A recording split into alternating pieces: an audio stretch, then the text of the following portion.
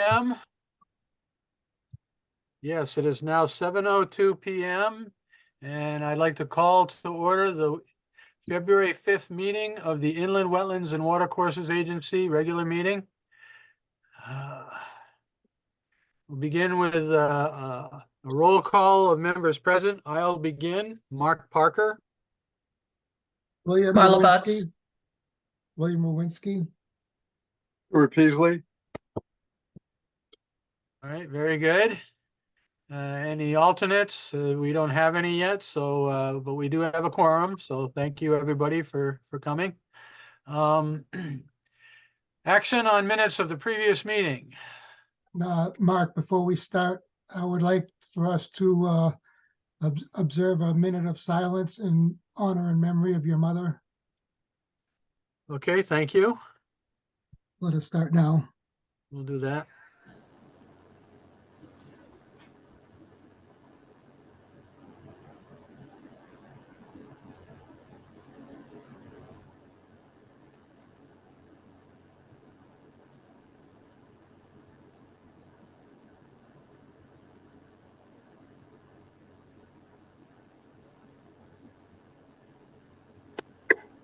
All right, thank you. All right. Okay.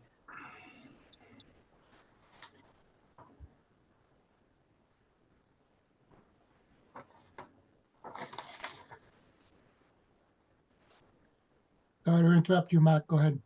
Yep. So the minutes of the January 8th meeting, the link is on your agenda. So if you want to take a look at it and any corrections or additions. I didn't find any. Marla Butts speaking. Bill Lewinsky, I didn't find any corrections. Right. I didn't see anything either, Mark. All right.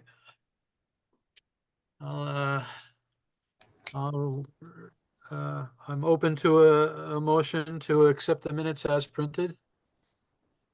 So moved. Marla Butts speaking. Second by Bill Lewinsky. Motion's been made by Marla Butts, seconded by Bill Rowinski to accept the minutes of the January 8th, 2023. Oh, there is a correction. Oh. It should be January 8th, 2024. All right. There we I'll go. amend my motion to accept the minutes of the January 8th, 2024 meeting of the Inland Wetlands Commission with a correction of the year to 2024. Second. Motion's been made by Marla Butts, seconded by Bill Rinsky to approve the minutes of the January 8th, 2024 meeting as corrected. All those in favor signify by saying aye. Aye. Aye. Opposed? Abstained? So moved. Okay, very good.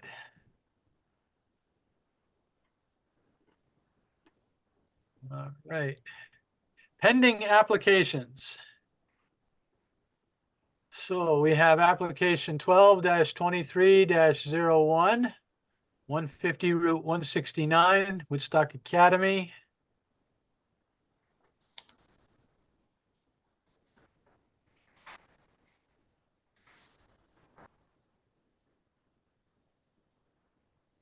We have someone here from the representing the applicant.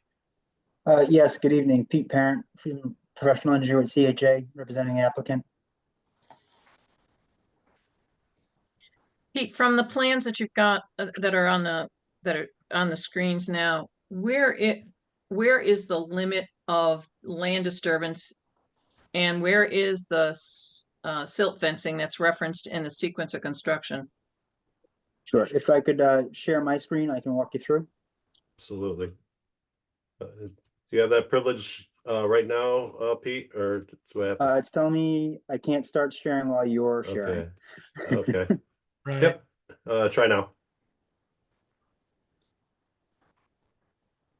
So I put together this little bit of a context map here just to kind of give everybody an idea of where this was. I realized the plans we put together are a little bit focus on the area of the tennis court, so I probably start with a little bit of an overview. Obviously Route 169, Loose Center, I think everybody's familiar with. This is the area of the parking expansion for Loose Center that was approved a couple years ago that had not been constructed yet. This is the old track and field that was permitted in the early 2000s. And this is the location that we'd be looking at putting the new tennis courts over the top of the existing soccer, and there's a throwing vector there, I think, for javelin. So if we go to the actual design plans, so this is our ENS control plan. We'd be looking to do our construction entrance off of the existing drive that leads past the gym and out back to the maintenance facility. And then we'd be constructing our stormwater basin basically in the area of the current, there's like a little stone French drain there. We'd be expanding that area to a little bit larger stormwater basin to be able to attenuate the peak flows that are going to be generated by this larger impervious area of the tennis courts. And then, this is an existing field, so it's gradually sloping in either direction here. There's a crown through the middle. So we'd have silt fence on both low sides, and then also a silt fence to prevent the runoff from the wetlands and wooded area from entering into this basin while it's being constructed. And then there's a few existing drainage structures that we'd be putting silt sacks in addition to the silt fence. So your silt fence demarks the extent of land disturbance? Yes. Okay.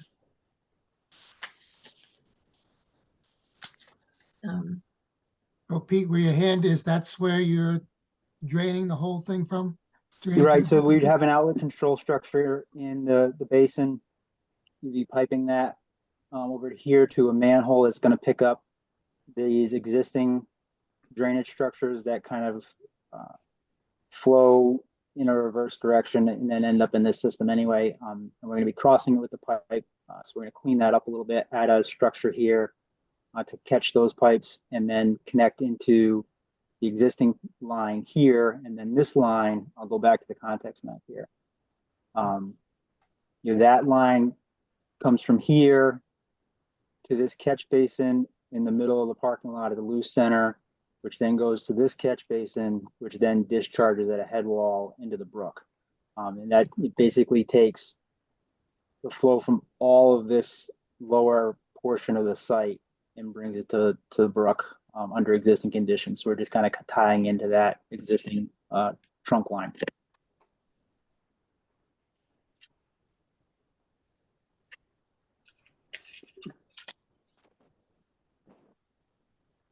Dan, did you add a map after you sent out the this map that we're seeing here on the screen, that's screen shared?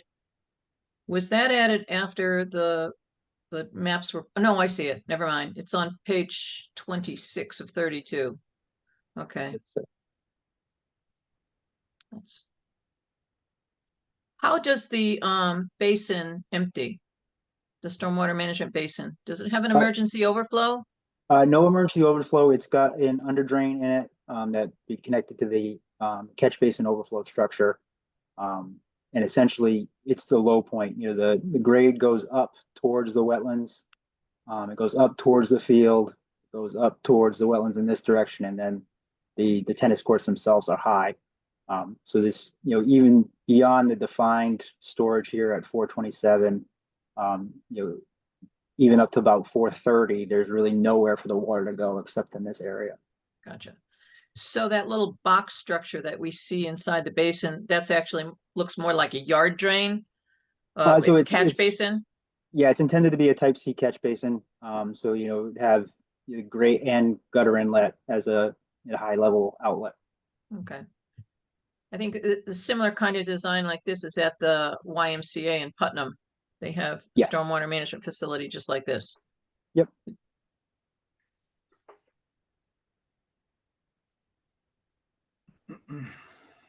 So you actually don't have any tree cutting or any disposal of trees, that kind of thing at this point in time?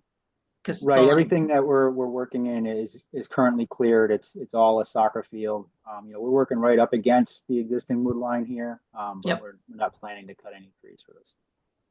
Yeah, because when I was looking at your sequence of construction, it talked about, grubbing and all that other stuff. So I'm assuming that this is kind of like a standard sequence of construction, except it did talk about constructing the tennis courts. Yeah, so I mean, there may be some light brush out here that, might be kind of woody, so that might need to be technically be grubbed. But we're not looking to cut any significant trees. I don't have any further questions. I don't have any questions either, Bill Rowinski. I'm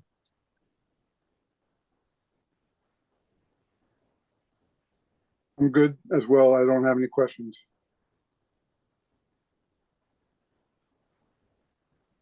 I will move to approve application 12-23-01, 150 Route 169, Woodstock Academy, field conversion to tennis courts within the Upland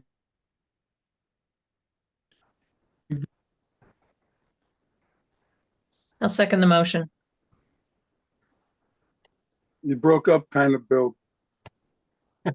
The motion has been made by Bill Rowinski, seconded by Marla Butts, to approve application as 12-23-01, Route 150, Route 169. Any further discussion? All those in favor signify by saying aye. Aye. Aye, opposed, abstained, so moved. Thank you, Peter. Thank you. Yeah, thank you.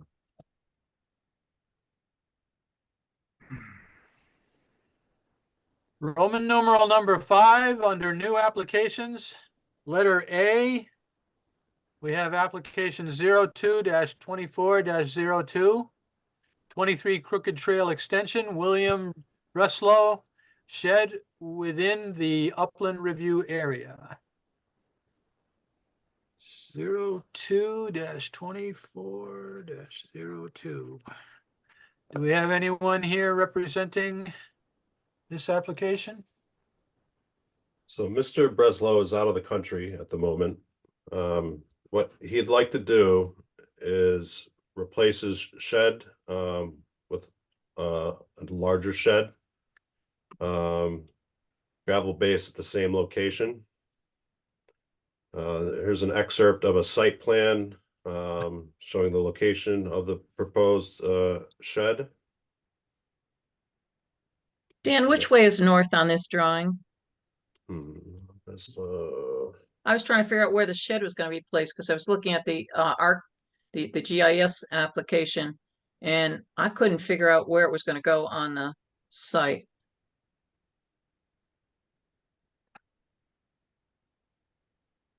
I'll have to Is that call that right? up. Is that it right there, Marla, where it says No, Empire Lane? No, that No? wasn't Oh, it. okay. It's Alright. 23 Crooked Trail, which is a kind of like a polygon. It's a polygon, a four-sided polygon. That's not a four-sided polygon. You're on Empire Lane. There you go. Okay. So I was trying to figure out based upon where the decks were, because it shows on his drawing a deck that's an unusual shape, and then on the other side of the house is a square deck. So I'm trying to figure out, okay, where is the shed? Because the sharpness of that angle of that plot plan, I can't tell. It doesn't match what's on the, unless he's in the way far corner in the south.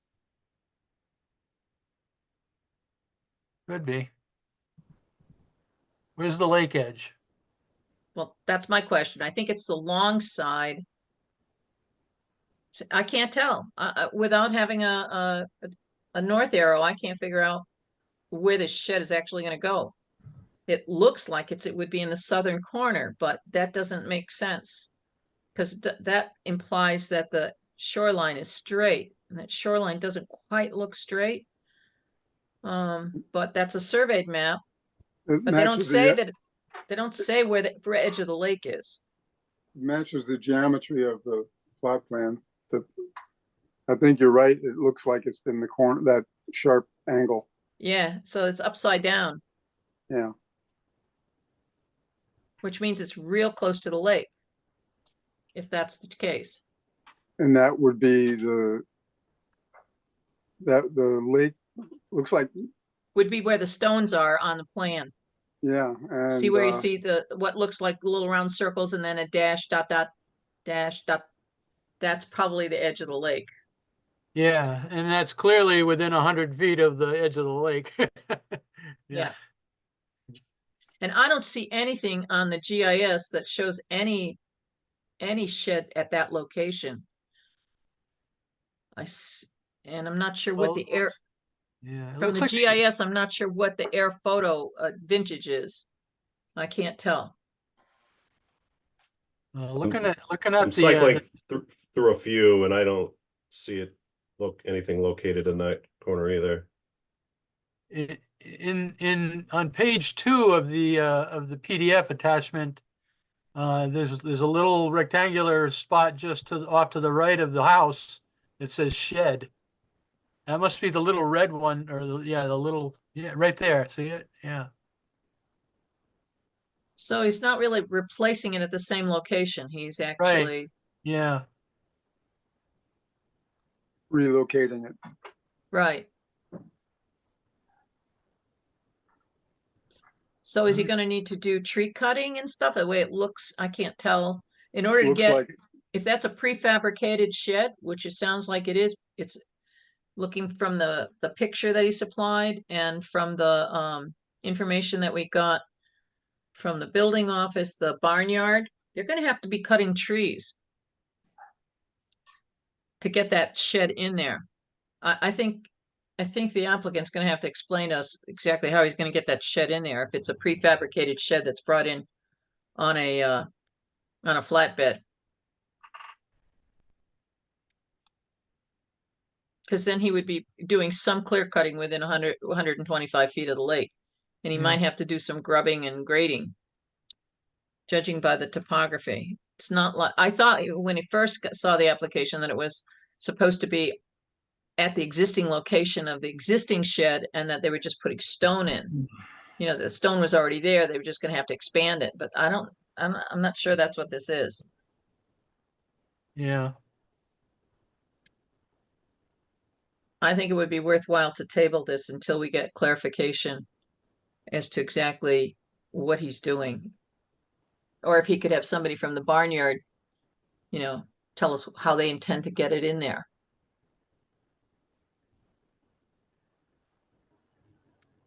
It doesn't look like a stick build. It looks like it's one brought in on a trailer. But he doesn't say that specifically.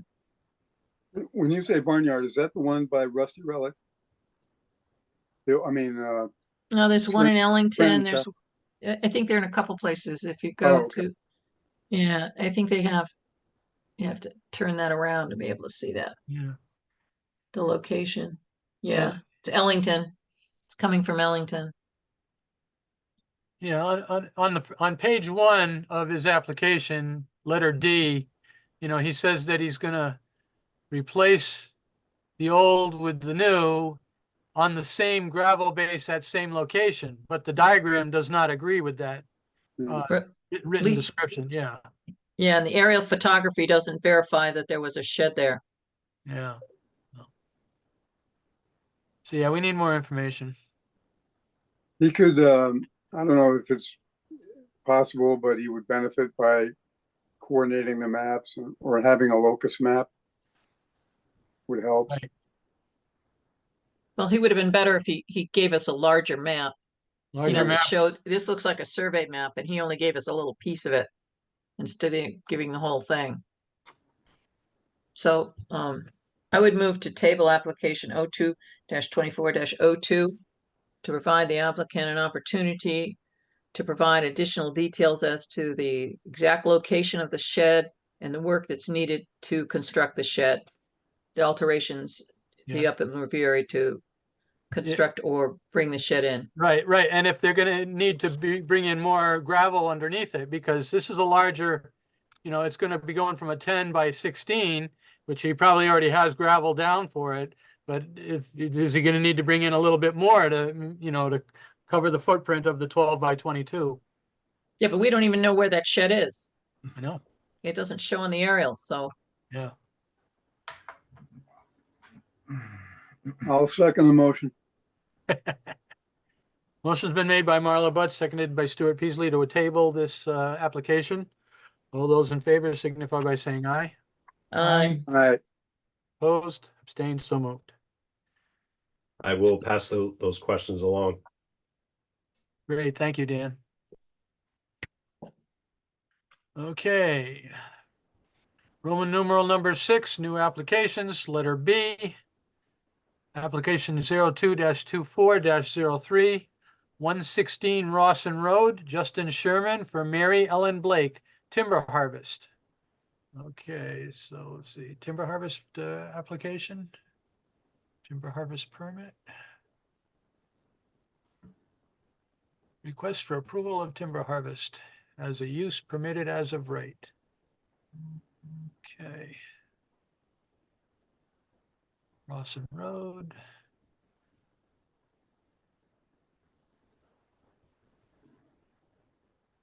Justin Sherman. Forest Practitioner Certificate number SFPH number 001118. I have a question for Mr. Sherman. So the yarding area is internal to the property. How do you intend to move the logs out? What's the trail that takes it down to, looks like it would be Dodge Road? Or is it going, No, or is it there's, going to Lawson, it's gonna go to Rawson. Rawson? Okay. Well, yeah, that's Rawson because it doesn't turn to Dodge down till the end. It's gonna come through the two fields. They're just gonna use the same road the corn trucks use.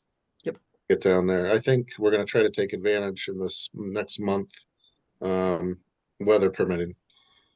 Good It's luck. that's how it's been. It's not even funny, but if we can get these freezing nights, we should be all set. There's still snow in the fields, and the forwarder's got those high flow tires, so it shouldn't make a mess at all. Yeah. And if it does, we'll have to wait until Right, you don't want to get stuck in there. no. I don't have any problem with this. This looks fine. Yeah. I move to approve. Lewinsky, I don't have any problems either.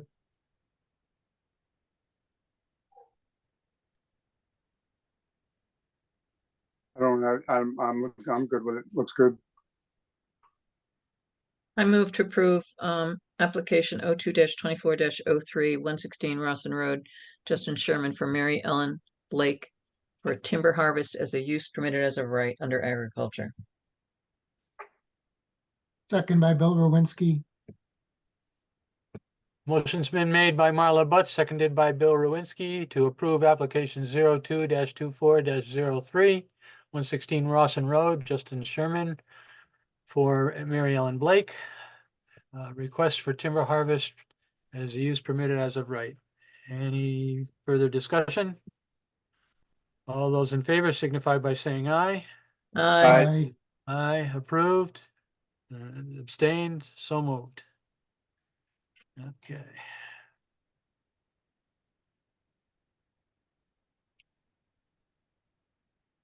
Have a good evening. Thank you. Welcome. Thank you. Next on the agenda, Roman numeral number 6, new applications, letter C. Application 02-24-04, 24 Little Bungie Hill, Dorothy Whitehead, new single-family home within the Upland Review area. Let's see how this looks.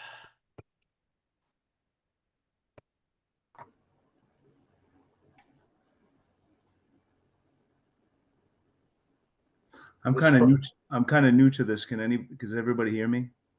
Mhm. Yep, we can hear you. Is that Rich? Yeah, this is Richard Audette. Okay. I'm the owner of RTA Builders, and so this is actually a modification for wetlands application for 24 Little Bungie Hill Road. So in 2021, they had the NDDH approval, and the wetlands was actually granted to, the wetlands approval was granted to Stephen Kersey of 23 Little Bungie Hill Road. That was back in 2021, or 2020, actually, sorry. And so this is a modification. What really happened here was Dorothy took, she went to an architect to have them draw up a plan for her, but never looked at what was actually approved on the plot plan. So when she went there, she drew up the pretty pictures for it, and then when it came time to have the builder, myself, get involved and the surveyors to come out and mark out the property, the house did not match the the plot plan. So from there, I talked to Boundaries LLC that did the surveying and the drawings, and so we took her house that she had drawn and gave it to them to see if we could fit it on that lot. So they were able to come up with the plan. It's a double mantis system. So the well had to be moved a little bit, and from there we were able to get it through and get approval from NDDH. So this is where we're at now. She's been waiting for quite some time, obviously, to build this house. I already have the building permit all set, and we just would like to be able to make this happen going forward. So if you look at the silt fence line around the perimeter of where we're going to build, you can see that well is real close to that. So what we were going to do is not only the silt fence, but we were going to hay bale also. So the silt fence with the hay bales, and it pretty much exactly the same layout as the original plan was. But now we're going to add the hay bales because that proposed well is so close to where the wetlands will be.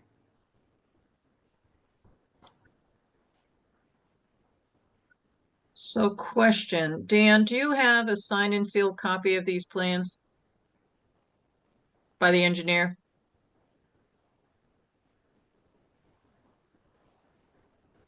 I just have these draft plans. All right. Because I think in order for us to Oh, approve this, I we'll must have have to get- have signed and sealed drawings. Okay, yeah, and I do have those too. I have a few plans. I must have given you the wrong one. Sorry about that, Dan. No worries. Could you send it by email really quickly, or? No, Dan, the signed and sealed via email is not Okay. adequate. It has to be live signed and sealed unless they go through there's a special process for getting Sure. verification via email. It's like a third-party verification process, and so you need a hard copy of this. Okay, It's signed and sealed by the engineer. all right. Wait. It doesn't look, who's McKay. David McKay is the engineer. Yeah.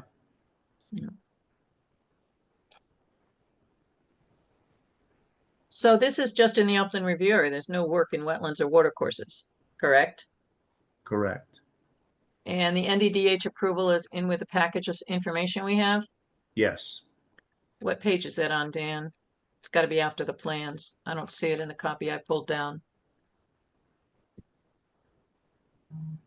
Page two of 9.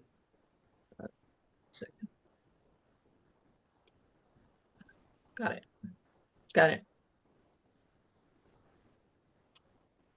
And the drawing is the same, December 23, December 23. Let's just double check the drawing label. Want to make sure it's the same plan that they approved. There's no revisions on this, is there? No. Nope.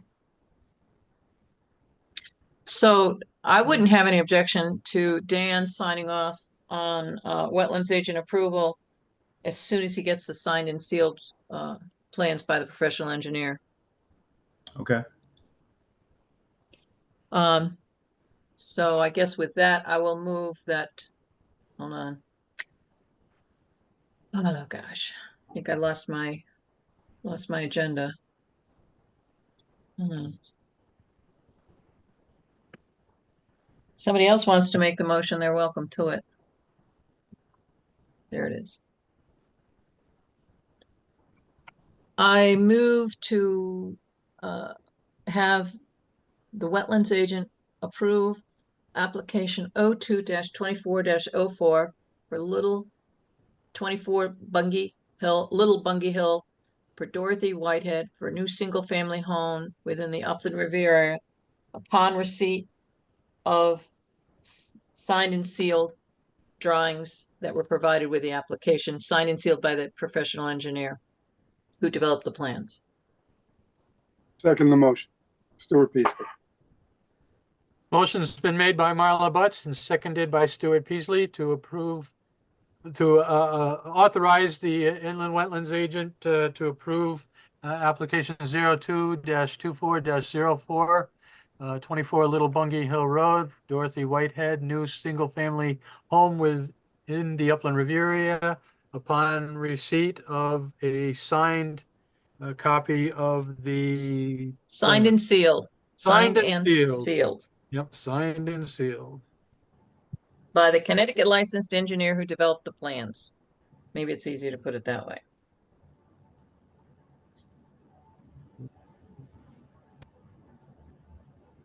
Okay.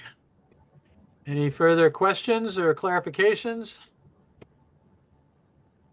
All right, all those in favor signify by saying aye. Uh, Aye. Aye, opposed, abstained, so moved.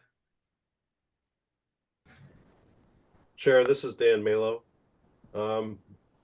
We have Doug Porter on the call, who would like to raise a couple questions about a project he has on Empire Lane. We also have Maura Roby, who would like to brief us on a policy issue. Could we add them before our administrative business? I think they would have to be added as administrative business because there's no application pending. They're just questions, correct? Correct. Yeah, so it'd have to be under administrative business.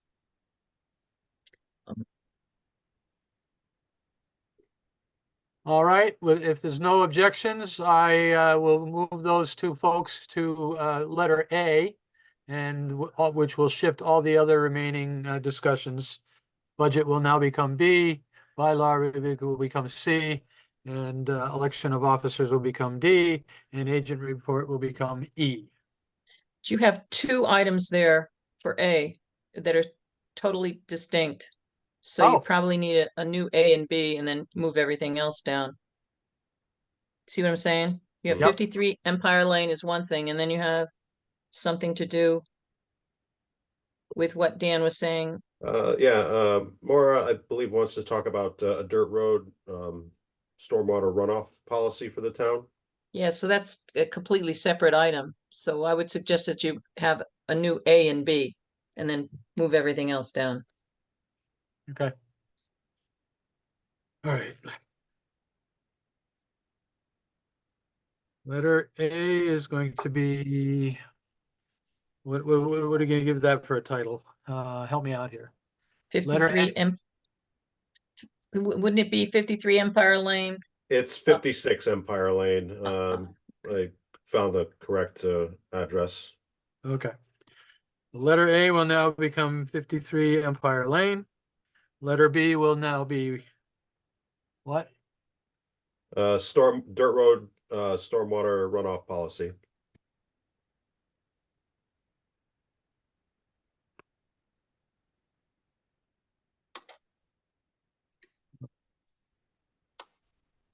And then C will be budget and office staffing. Yeah. Etc. Okay. Okay, so let's open up the new letter A, 56 Empire Lane. Good evening. Can you hear me? Yes. Okay. Hi, Doug. Hi, how are you? Good. I'm working with Barbara Emanuel.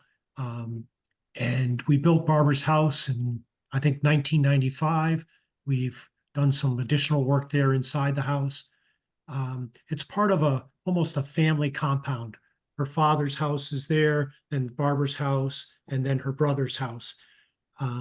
Unfortunately, the father passed away last year, and the beachfront was primarily on the father's house. Now, with the father's passing, most of the activity is moving to the daughter's house. And so they'd like to create some kind of a sandy area so that they can have the kayaks and canoes and things on the property where most of the kids and grandchildren are located now. It's difficult because they don't drain down Pond Factory at all. So the water is always at pretty much the same level or higher. And we have a rocky edge to the beach area. So we're looking for suggestions of how we can deal with the edge there to make it more conducive to get in and out of the water. So Dan came out and met with me, and basically I'm looking for suggestions of how you think we can address this to get that access to the water more conveniently on her property versus the father's property. Bill Rowinski, do you have any suggestions or thoughts yourself? Or Well, desires? Yeah, it's just, it's hard to ask a wetlands commission, but I actually think the best approach is a small amount of sand fill or stone right there. I can take the edge of the water close to the water height and bring it back, and then just bring in, about 5 to 7 yards of either stone and then some sand, and just create a smoother transition to the water. I just don't know how I can dig that close to the water and I think I'll create more erosion if I try to dig something. But I'm open to suggestions. Are those rocks pretty big on, I can see there are rocks that are like maybe 15 to 30 feet in. Do you want to like pull some of those back and create a smoother area? Maybe you could use them as like a little stone wall on the edge, or what about all those rocks? Yeah. Yeah, and I think I can, the stones actually help us in terms of preventing an erosion or a sediment problem. I can use those to filter. I can set hay bales and things, but I think I can move those without much trouble. It's just right at that edge. Now, So, go ahead. Marla Butt speaking. If you get a chance to go down to Wrightson Drive on the Aquatic Reservoir, near the end of Wrightson Drive is a piece of property that has a beach area that's carved back from the water. Okay.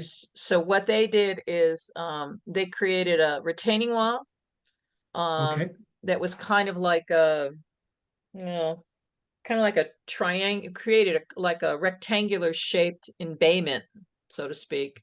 Yeah. And then from there, that's where they put their sand. Okay. They started for their sand beach. I think in the Thompson Wetlands Office, there is a permit that was issued for them to redo their retaining walls along the lake. And at the same time, they were going to redo that beach area. So there is a drawing for something like that. And it might fit in here because you're right. The slope is too much, looks like, and you got the road sitting right up above it. Right. So you're kind of stuck. And I don't see how they're going to get around it without a retaining wall. Who owns the bottom of the lake? Do you know? I don't know. Yeah, because see, typically we've asked for people when they want to, go out into a water body to, like with sand for a sand Sure. beach, they contact the owner of the water body. And a lot of them have dams on them, and so there are lake associations. I don't know that this one has a lake association with it. I don't think. What lake is this? This is Pond Factory. Oh, okay. Yeah. Factory Pond. Yeah. Right. Yeah. I have a recollection, it's been a while that they had some sort of association, but I don't know that they have that. It's very active still, or if they have that authority to control the water. This goes back quite a ways, so Right. it might not even exist anymore. I don't know. It might have been something St. Marie Association. Yeah, I certainly can look into that and see. I'm not in the Thompson office much anymore, but I can transmit to Dan information as to location of that property. So he can look up what the permit was for Okay. that work. I believe the engineer for that was J&D Civil Engineering, Okay, but it good. was near the terminus on Wrightson Drive on the east side of Wrightson Drive, near the end.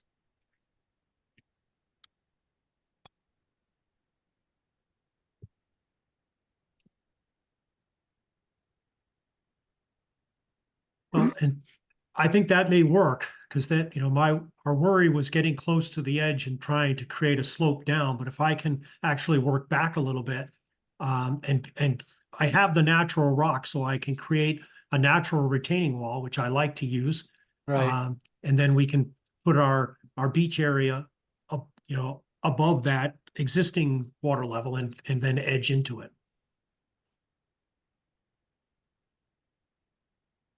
What is Yeah. it, what is it like to Bill Rowinski? What is it like under the water there as far as you're gonna start walking out, and is it all rocks or is it sandy or? I actually don't know, Bill. I know everything about the house. I don't know much about the pond.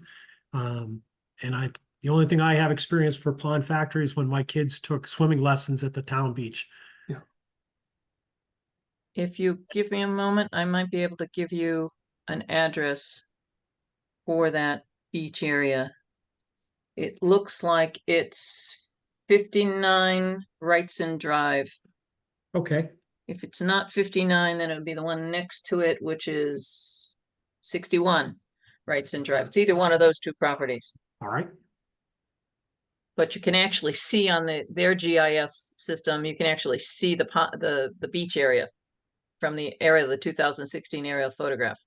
Okay. Mhm.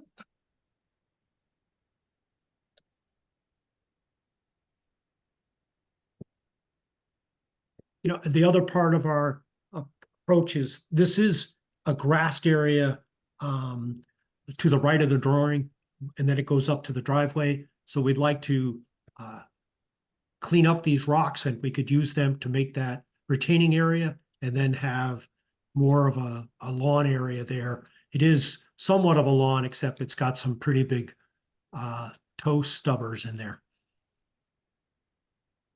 So you're going to need to submit an application for that anyways. Yeah. So you'll need a site plan and to show what the extent of the work that's within 125 feet of the water body. That's the upland review area for this.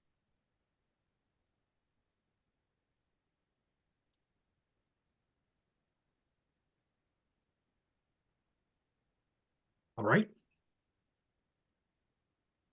Mark, I think we're all set. Yep.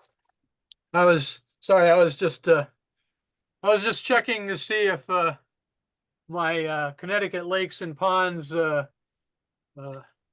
Lakes and Ponds of Connecticut had a bathymetric of Muddy Pond, but it doesn't. So, but yeah, I've fished that pond a lot. I think it slopes off fairly quickly on that west bank, and I'm pretty sure it's pretty rocky. And there's a point just to the north of that area, where I know there's it's pretty rocky underneath, because I've caught some smallmouth bass in that rocky area. So, but on the east side of the pond, which is where the town beach is, it's more marshy and wetland, and the slope is a lot less there. So, but you could probably see if there's been an environmental study or something. But I'm pretty sure it's pretty rocky along that sloping down from that west bank. But that's just what's the word I'm trying to think of? It's just my own general knowledge and experience. I don't think the state has actually done a bathymetric of it. Okay, Thank you very Okay. much. We'll take that Yep. input and start working with it. all right. I'll locate Thank that you. file for you for reference. All right, thanks again. Good Sure. night. Right? Okay. Okay. The new letter B under Roman numeral 8 is dirt road stormwater runoff.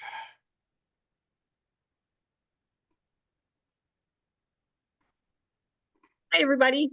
I'm Mara Roby. I know a few of you. I am a member of the Conservation Commission, and just for your knowledge of my background, I'm a natural resource specialist with Eastern Connecticut Conservation District. Okay. But I'm here for the Conservation Commission, and I want to talk about my observations of gravel road runoff issues to wetlands in our town. And as you probably know, this is an ongoing problem with gravel roads. And it's not an easy issue, I understand, to resolve. So specifically, I'm referring to a number of sites on Taylor Road and Sherman Road, which is where I live. I walk there very frequently. And I've also spent many years as a steward for the Wyndham Land Trust property there. So I have a number of photos of some sediment and road runoff in a little PowerPoint. Would it be okay if I brought that up to show you all what I'm talking about? Yep. All right. Can Thank you. give you permission to share your screen. Yep. Okay, so need to move my little bar around here. That bar is always in the way. Can you all see my screen? Yes. Yes. Great. So I just did a quick little map here. You know, on the right, that's the general area in Woodstock. If you're not familiar, which you probably are, I'm sure you see things from all over. So basically, near Norrin Road, Sherman Road, there's a site, and then a number of sites down on Taylor Road. And there's a lot of wetland areas all within here. This map doesn't show all of the wetlands, but that was just sort of what I could basically come up with. So the first, what I'm calling Site 1, is on Taylor Road. And so the far left photo is Nature Conservancy property there next to the road. And you can see the start of erosion. This was back in 2020. And so this area was actually made into a little trench to receive the road runoff by the highway crew. So you can see in the middle there how the runoff basically takes, you know, the road sediment and puts it in that area. It continues, and you can see beyond there is a wetland area right just beyond where you're seeing that. So in July and August of 2023, this is what it looks like. You can see the difference. That trenching is like a foot deep. So this water has been flowing for quite some time and being actively sent in that direction. In the background there, in the sunlight, you can kind of just make out that vernal pool, and it has some sediment that is definitely getting in there. So all of these pictures kind of show that. And my next site is on Taylor Road, Wyndham Land Trust property. So you can see where I kind of marked out there's a vernal pool, and this is another area that was trenched. I did speak with This was in 2020. I spoke with the highway department at that time, and they were kind enough to, I asked if they could put some hay bales to at least try to keep some of that sediment from the road from getting into the vernal pool. And they did do that, which was great, but it didn't last long. It wasn't staked in, or it was just kind of a couple of bales were thrown there. And it did work for a little bit, but that really wasn't the solution. So you can see the just, heavy amount of sediment, like getting into that vernal pool. So Maura, Then- that's sediment that's coming off of the road? Yeah, Now, did you check the, yeah, now I'm having a senior moment. The maps that show, oh, brother, this is awful. wetlands. I'm wondering if there's a natural, intermittent, water course there based on, topographical, that's the word I'm trying to, the topo maps, is that a natural, low spot that it would be an intermittent water course already? This picture, you mean? Yeah, that one there on the left, because I'm seeing where all that goes. Would that normally be an intermittent water course, or No, was that created no, because of the that- runoff? Okay. That's literally created because of the trenching from the road, and then it Oh, just okay. extended. This is being Oh. carried by the amount of water, and of course, we all know these storms are getting worse and worse. And so, I actually put in these rocks as like a little check dam. So that vernal pool was an isolated, pocket vernal pool, but now this has created actually what I would consider an intermittent, stream channel going down to the vernal pool now. Yeah, that's Interesting. pretty much where all the runoff goes. And I was just Yeah. going to show you, this is another angle, and this is from December of 2023.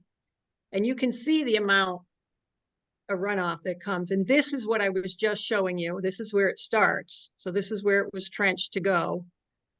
And so you can see here on this one on the right, there literally is sediment in the vernal pool at this point. So that's very concerning. I've actually Yeah. done some vernal pool work myself with Audubon at this pool, and there are definitely spotted salamander and obligate species, wood frogs. So it's hard for me to see this. So that's kind of why I'm here. And I'm going to show you a couple other sites. This is an actual stream that's only a little bit further down from that on the Wyndham Land Trust property. And this is, I don't know if this was created by anyone or it just was on its own, but literally this is coming off the road and ending up right here. You can see there's actually like a little plume here in the stream. And then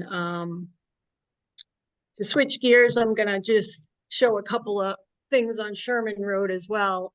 So Sherman Road has had problems. This is a road I live on, and right where the pavement ends and the dirt road begins, there's a hill for Sherman Road that all of that runoff, stormwater runoff comes down, and then also it gets all the stormwater runoff from Norrin Road. So this is basically where the pavement ends, and then this is what happens to the dirt road, because it's basically looks like a river now when it rains. So this middle picture is, well, I should say the one on the right is Sherman Road coming from the other direction, looking back towards this. So we're coming down where this gully has formed, and then all of this sediment. The middle picture is the sediment then being directed. So when it was trenched to get it off the road, which I understand, it needs to go somewhere, but just the knowledge, of where the wetlands are, I just think is not there. And so the trenching, all of this sediment is going to another wetland. So this is the road you just saw. This is all of the sediment. It's actually comes under a stone wall and there's a stream system here, and you can see the sediment like just going right into that stream. Can I ask you what direction you're facing in the picture on the left? North, south, That- east, west? Which way are we facing? We are facing, sorry, I have to think about it. No, Um, you're on Taylor Road, right? yeah, So you're it's probably kind of- facing north. yeah, that's sort of northeast-ish. Or Northwestish. not, yeah, northeast-ish. And the other one is facing southeastish. Right, so this So you is just coming turned around. down, Okay. and then this, I turned around and took that photo. Now, is there a cross culvert on Taylor Road in front of you? I mean, if you're looking north from the wetlands? I'm looking Is at the there a what? USGS topo map, and I'm trying to, it shows an intermittent water course coming down from the north that runs to the west of Sherman.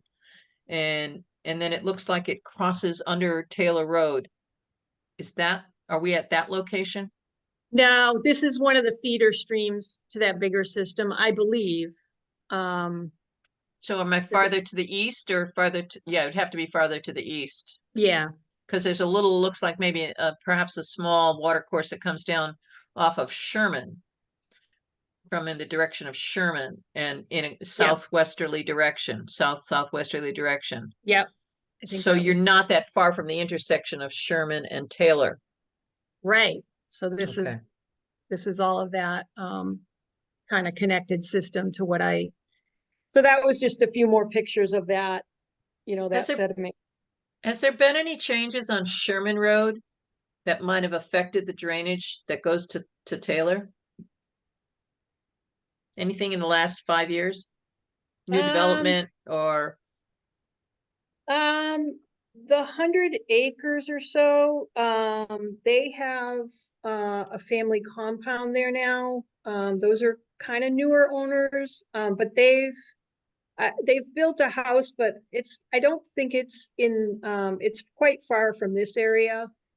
They've built one house so far. I think they have plans to build another one, but they also have done forest harvest. But I don't know what it all looks like in there at this point. So you said there was a timber harvest? Yeah, And whose property is that? Do you know? Keller. Keller. Okay, David and Mary Keller.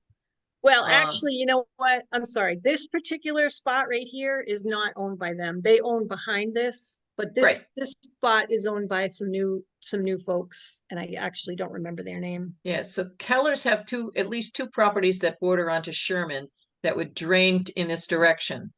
So the question was, according to the GIS map, Woodstock's GIS map, Stephen Keller has 17, let's see, it says 17 Norrin Road. Yep. And then there is a Keller that owns, Mary and David Keller own 19 Norrin Road. Right. And- So Steve, that house was the original house. It's always been there. So that's not new.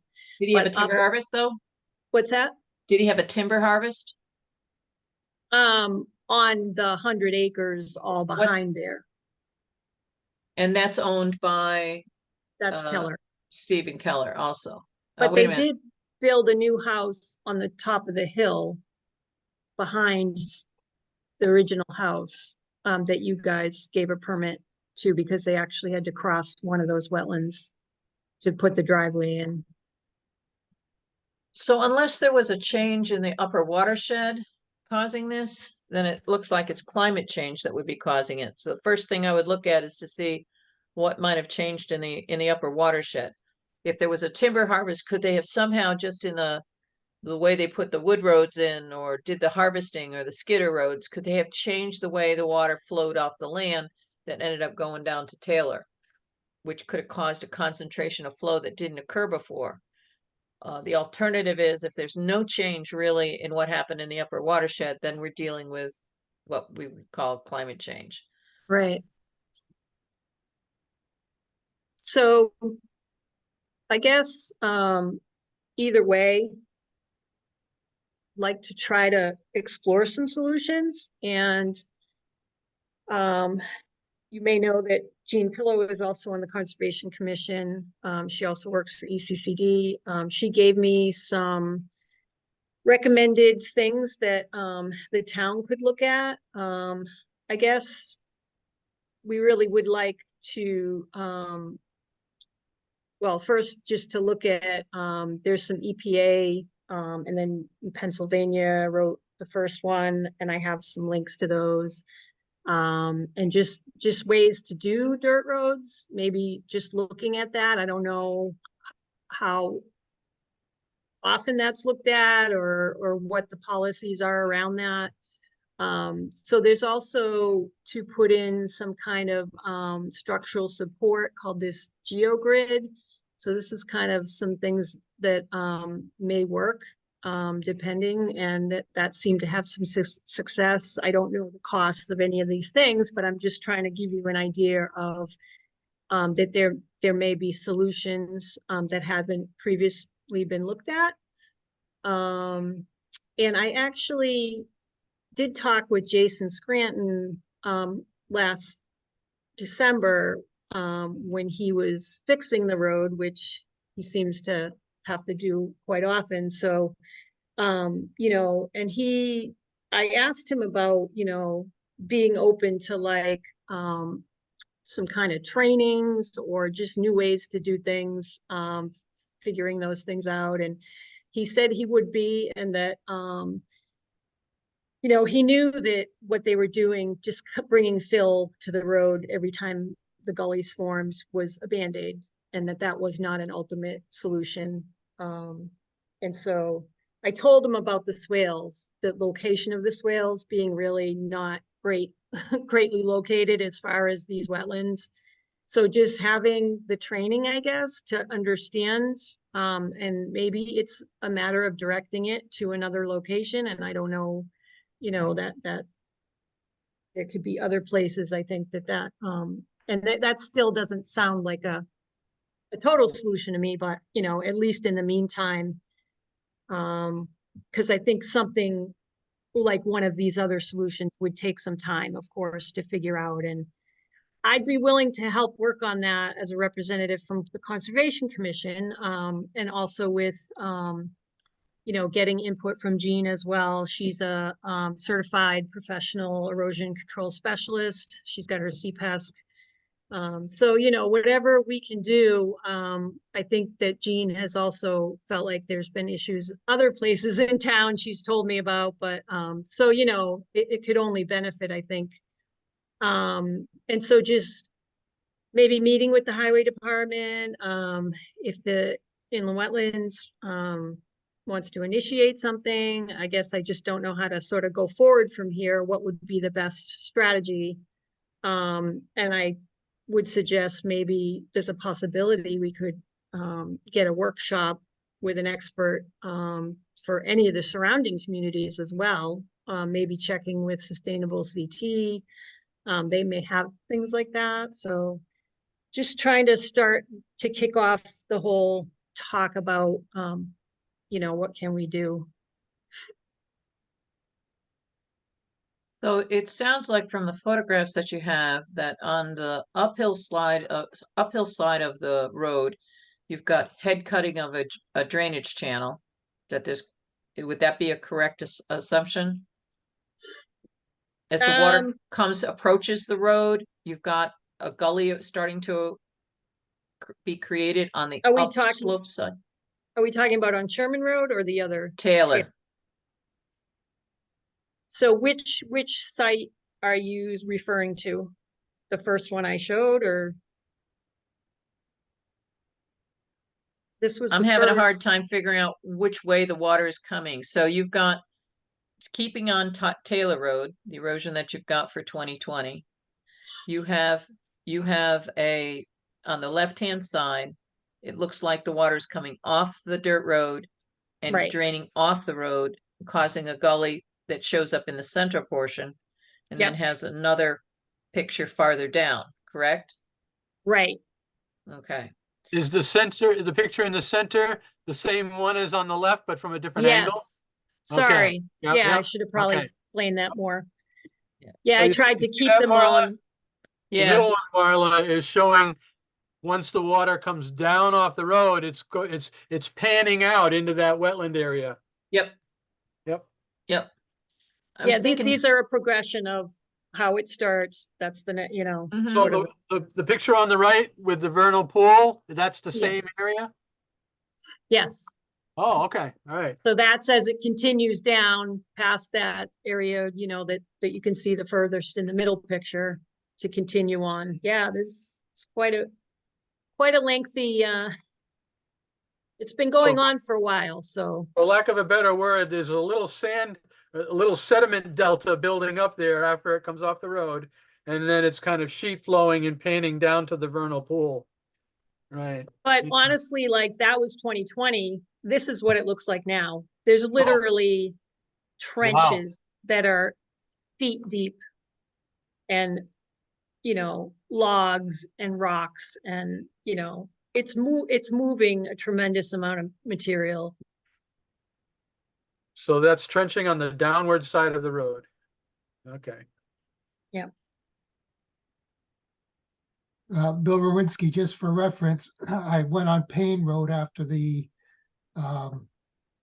big rains, and there's similar things happening there. One is that some of the sediment ended up in Mr. Ron Petro's upper field, so that it didn't contribute directly to the runoff and wreck his property that he just rebuilt, but it did put a lot of gravel in the field. And down on the other end of the road, the Dug Hill Road, there's an area of gravel in the wetlands that's got to be at least 50 by 50 feet. And if not 100 by 100 feet, that is just trenched so much from down the hill and just moved so much material down the hill. It's just a huge area that get filled in with gravel from the road. Yep. One Yeah, thing, there's got a few what- roads. one thing is, I used to have a house with a long gravel driveway on a hill, and Mark's familiar with that. And I used to find that, especially if you use calcium chloride in the winter, but even with rock salt, that the soil tends to absorb it and hold it there. And even in times that aren't icy, but in transitional times too, it tends to absorb water much more quickly and turn to mud much more quickly, so that it can run off much more quickly than if it wasn't treated at all. That's my observation from having that kind of a driveway. So it's a problem that's difficult to control. So Maura, if you get a chance, they've revised the erosion and sediment control guidelines. Right. They've got a new one out, becomes fully effective in March. But under the old guidelines, I haven't looked at the new ones yet, but under the old ones, there was a thing called a channel grade stabilization structure. And where these runoffs come off the road and go off into the woods, these are open, permanent open structures used to control the grade and head cutting in a natural or artificial channel. So as the water leaves the dirt road, if there was a control structure that stopped the head cutting, and I don't know what that would look like on a dirt road, but that might be a control that could help reduce the movement of erosion along the road's shoulder. Because that road, that Taylor Road, doesn't look like it's real steep. It's not like Bull Hill Road, which is extremely steep in places. But Right. that one is shallower, and it might do well to have a grade stabilization structure right at the leak off to drop the runoff that comes down. But that also has to be engineered. That's not something you can just dump in the ground. You know, it's but it's Mm. it's a concept that might work for something like that. That would be on the leak off from the road. Now, the water that's coming into the road, if it's erosion coming from uphill, that's a different story. But that's the best advice without actually looking at the property. That's the best advice that I could give right now, is to look at something like that, a channel grade stabilization structure right at that leak off point as it leaves the road alignment and enters Okay. into the private property. Yeah, like I said, I haven't really researched all of the things yet that could be done, but I just thought if we could work with the folks highway department to try to resolve the issue, it might be a good.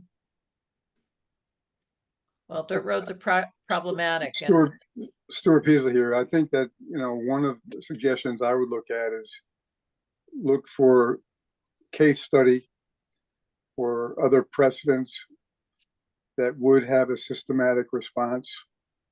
As Marla is suggesting, water is going to be managed through those kind of systems, and baffling.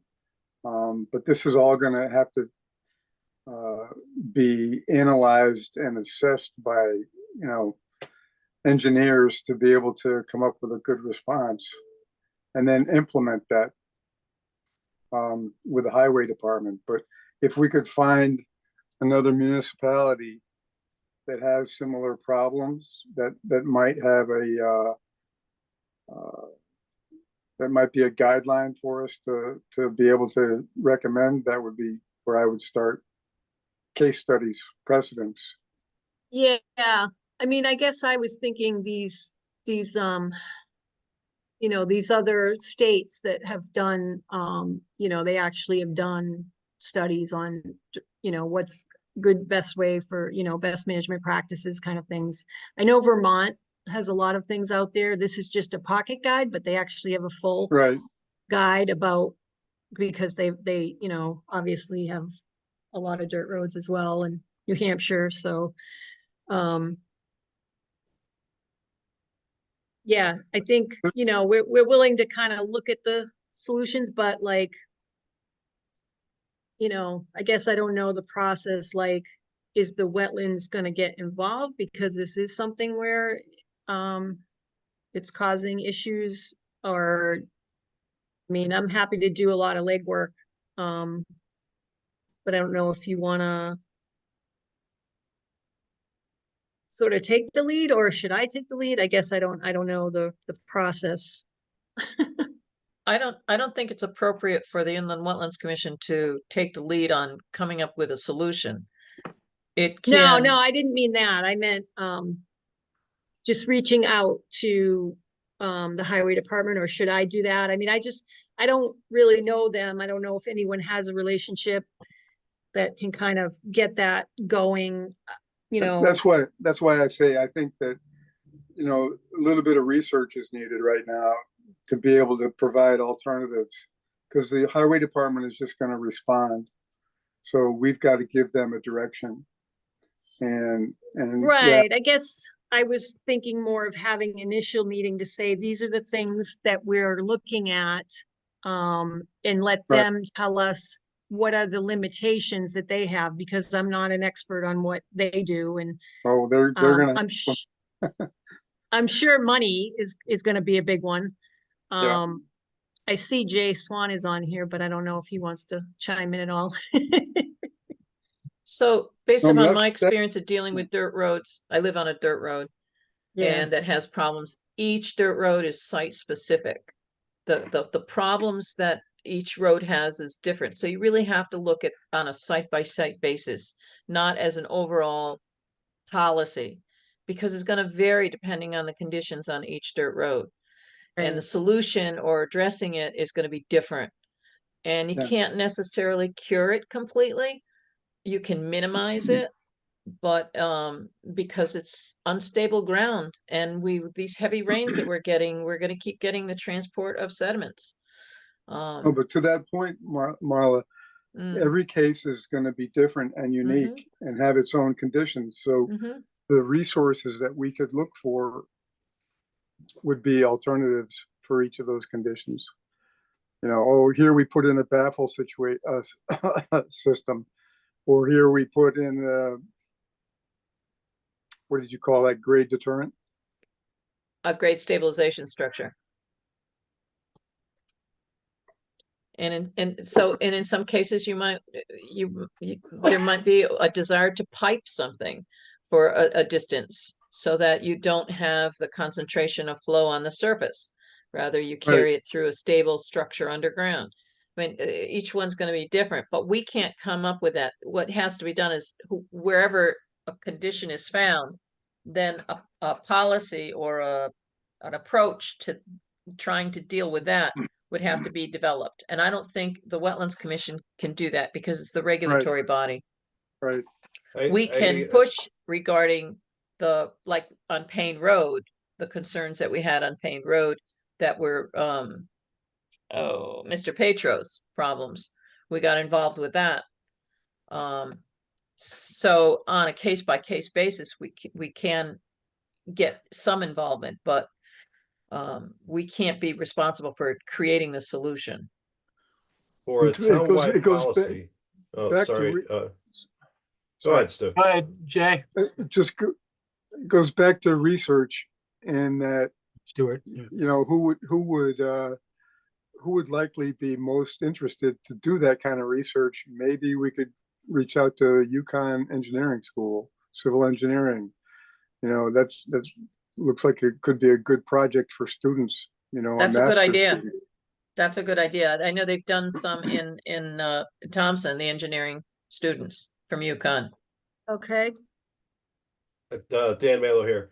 One of a first stage in any policy making is maybe an inventory so we can prioritize. I think Highway Department has the most eyes on our roads of all of our town functions. I see Jay Scranton in the town hall on a weekly basis and raise some questions with him. I'll explore this, you know, in the office with him to keep an eye out to build an inventory of these types of locations, and then we can prioritize and then figure out a way to get the money or the engineering to these projects. Yeah. okay.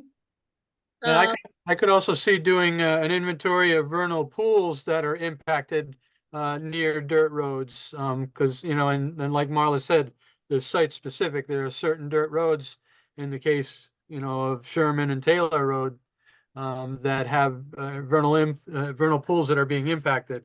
And those are clearly wetlands issues if vernal pools are getting filled in.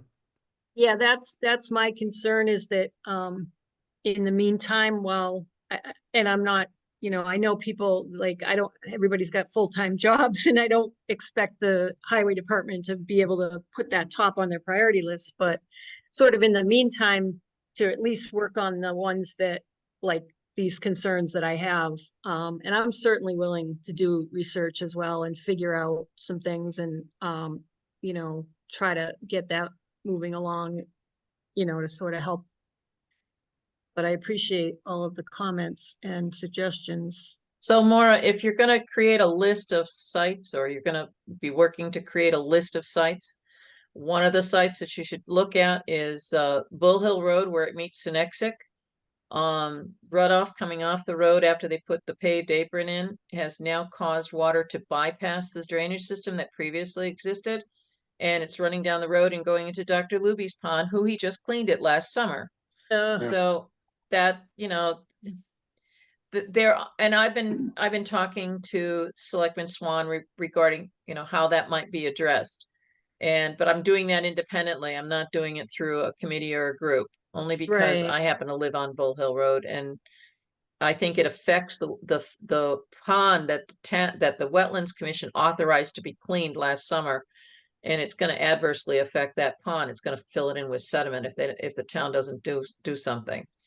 And he did a great job cleaning it out, although the embankment is not quite high enough. I think he could end up with a failed embankment if we get a really significant storm. This outlet structure may not be able to carry all the flows and it might overtop the embankment. And if it does Alright. that, then it might wash out, but that's we- a different story altogether. We've got two roads close to me that I go on quite often. Pulpit Rock Road Hmm. is constantly having trouble, and I can't even name what's the road that crosses over Old County Road that goes on to 197. I don't know the name of it, but that one's always running down into Black Pond. Hmm. So yeah, this is a, and you know, it's a big problem. But I think that, you know, really it's if we could look at other case studies too, that would help. Question is, either Sherman or Taylor Road a scenic road? Yes, They're both I know scenic roads? I know Sherman is, and I would think that Taylor is as well because of all the, I'm not positive on that one, but because of all the, you know, the Nature Conservancy property and then the Wyndham Land Trust on the other side. So I don't know who keeps the listing of all the scenic roads, but there must be a list somewhere kept in town. In the zoning regs. Is it? In the Yeah. land use office too. Because if it's not a scenic road, it potentially could be paved with a storm drain system. But if it's a scenic road and it's dirt, you can't pave it without it Yeah. being off the Well, being yeah, allowed. and that's, I guess, we'd like to see an alternate solution than paving, because I know that that seems to be the easiest way to handle it. But again, that's adding more impervious surface. And I think there are, there's a lot more green infrastructure that's coming about. And so just even doing things like this GeoGrid, I mean, if it gets good results in certain situations, you know, just trying to find ways to keep that dirt road quality, but then, you know, and yeah, that's definitely something gonna have to be researched extensively, be- but It used to be we used speed bumps, but I don't think that'd be too popular. Because that would divert the sheet flow from the road surface. But, you know, just people would be uncomfortable with a bump. You know, if you could divert the water runoff before it hits the vernal pool is what I'm saying. well, yeah, that was sort of my thought, is that if we could even just as a first step, just change the placement of the trenching, like that, Yeah. you know, could possibly, it's That would still help. gonna go somewhere, but going to Not the as- vernal pools and the wetlands is my concern. Not as drastic. There definitely could be some alterations. Yeah, but there's a Just common- danger. There's a Common danger sense. in redirecting flows, because when you fix a problem one place, you can actually create a worse problem someplace else. So you have to be Yeah. real careful about that. Oh, yeah, I would Absolutely. definitely want them to. Okay, well, maybe I'll reach out to Dan and see if I can make some connections if I have questions. I guess I may have questions about what can be done or what can't. So, but I appreciate you all your time, and It's a good effort, Maura, and if I think well, anyone, we'll see you're at how the it. right place. It's just, you know, it's a matter of making informed decisions, you know, and so it takes a little bit of time to get that information. Oh, yeah, this will be a process, I think, but just at As you least to know. have a first step, you know, of letting you guys know. And thank you for your time. I appreciate it. Welcome. Have a good one.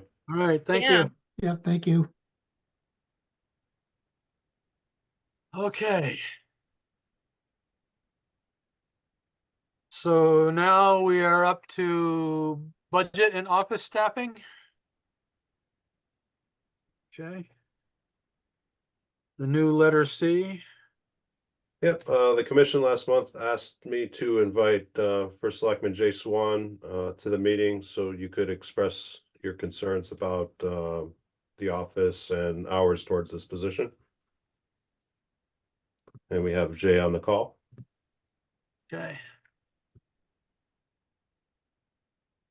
You want me to start it off? Go ahead, Marla. You started off. Okay, So we know we haven't had adequate staffing in the wetlands office for a while. We've gone through, after Tina LaJoy left, we had Mike D'Amato. Mike D'Amato was a private contractor, which was costly to the town, I'm sure. And Mike did some records disposal, which was okay because they were really old files. And then Ashley Stevens came in, and Ashley went through and did a records disposal. Neither Mike nor Ashley ever talked to the commission about those disposal. Now we have records that are missing. We might even had, because because of the staff keeps rotating, because there's not adequate funding for the position, that we keep rotating staff out. And so there's no consistency, there's no corporate memory, other than the commission members who have been here for a while, Mark being the longest one. And I think the town has to establish, it's going to be coming into a time where it's going to start to become development pressure, and it's not positioned well to address that pressure when it comes. And right now, the wetlands office is missing files. I've asked Dan, he doesn't have a lot of time with the town. Wetlands office wanted to know what files are missing, how many are missing, but because we should have a lot more files than what I saw in the file drawers. And the problem is because the staffing has not been adequate. It hasn't, the amount of money that the town was willing to dedicate to the wetlands office and to the land use as a whole, the zoning enforcement officer, etc. You can't run it efficiently or effectively when you keep having these staffing changes, because there's not enough funding supplied to have somebody to have a livable wage, unless you have somebody who's a retired person who's a special, like myself, which I'm getting out of that business also. You need to have the funding there. And unfortunately, the funding for staffing doesn't come from the wetlands budget, it comes from the selectman's office. So I guess we wanted to get a sense or feeling as to what the selectman's office was willing to do to try to increase the funding for at least the wetlands agency, or the other agencies that would be needed should we come into a development boom, which is what we might be facing in the near future. Right now, Thompson is having its hit a little bit, but I could see it down the road. I've watched several towns go through this. I watched my own hometown of Ellington go through from being mostly an agricultural to a suburban town.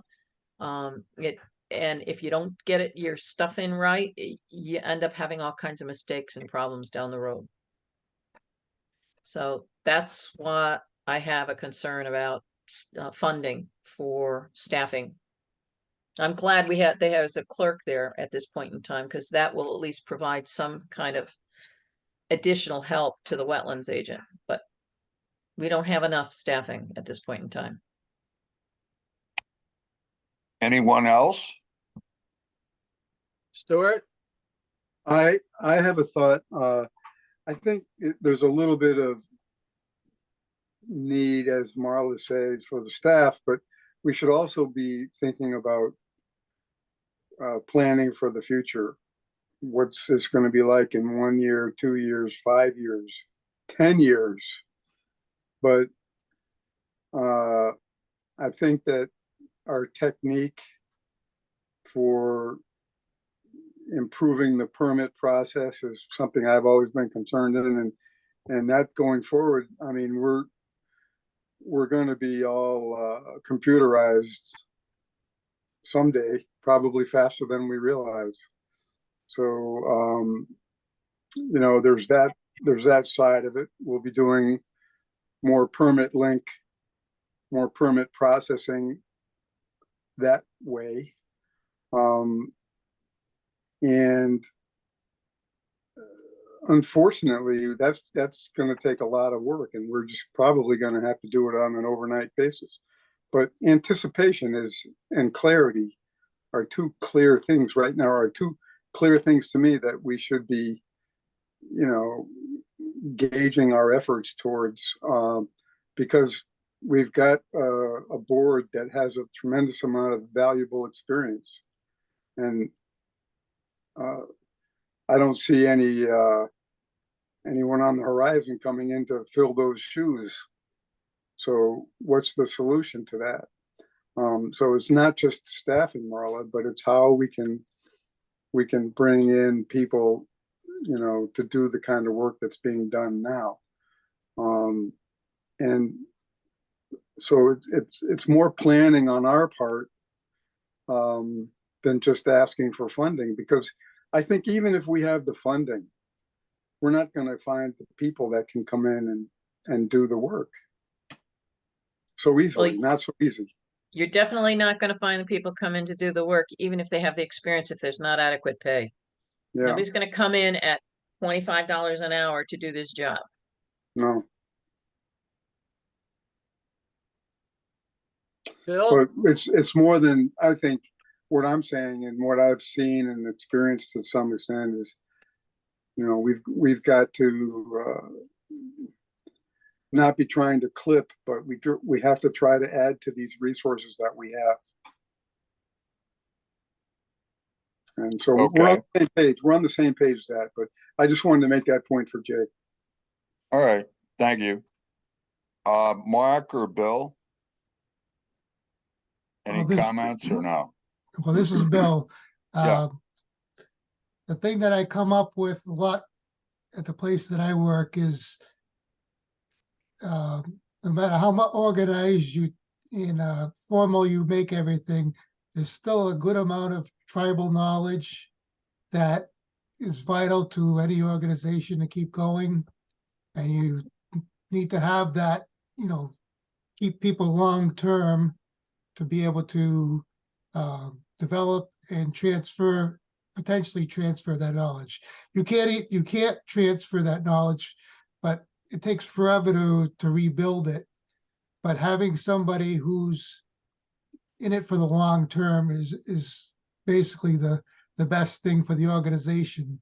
No matter how good your permits or your computers or your records or anything, just having somebody with experience and the knowledge of the community, that's one thing I see. The other thing is that as we go along, things are turning over quicker and quicker. We have 10-year-old machines that you can't get parts for anymore, and you can't get anybody to work on anymore because the companies just don't support them. So having a good foundation of knowledgeable people is the thing that keeps the organization going, because you can't recreate that from any textbook or anything. No, I agree, Bill. Mark? Yeah, one thing that I like about what Stuart suggested is, planning. Maybe it's time to take another look at our town plan of conservation and development and see if anything needs to be revised or adjusted or whatever. So, that might be something that we can look at, and if we need to look at the areas that specifically, will impact the, inland wetlands staff and commission members with what they're looking at, that might be a good thing. So Well, go ahead. Bill Rowitsky again, when you drive around town, try to take note of how many culverts and bridges you go over. Because a lot of times you can't go more than a couple 100 feet in any direction without getting either a culvert or some sort of drainage or a bridge, anywhere in town. Well, Bill, along those lines, bridges and culverts, I was doing research and I asked someone in the office, can you get me information about X? And they gave me the information, and I happened to turn the page over. It was minutes from a Board of Selectmen's meeting, and I believe it was 2011. And they were talking about a number of bridges that needed attention. and that can get kicked down the road. So when I came in 2019, we have a culvert and a bridge that are gonna be done this summer. We went out to bid, we hired an engineer, et cetera, et cetera, et cetera. Now, along those lines, I have stepped into a number of issues from the past.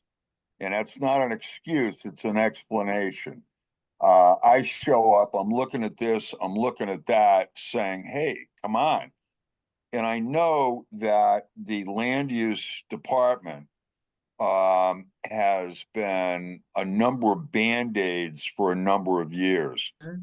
And it's been a concern to me because, again, I'm into conservation, I'm into wetlands, I'm into all these things, but it's not fair to the citizens of the town that need permits, they need inspections and that sort of thing.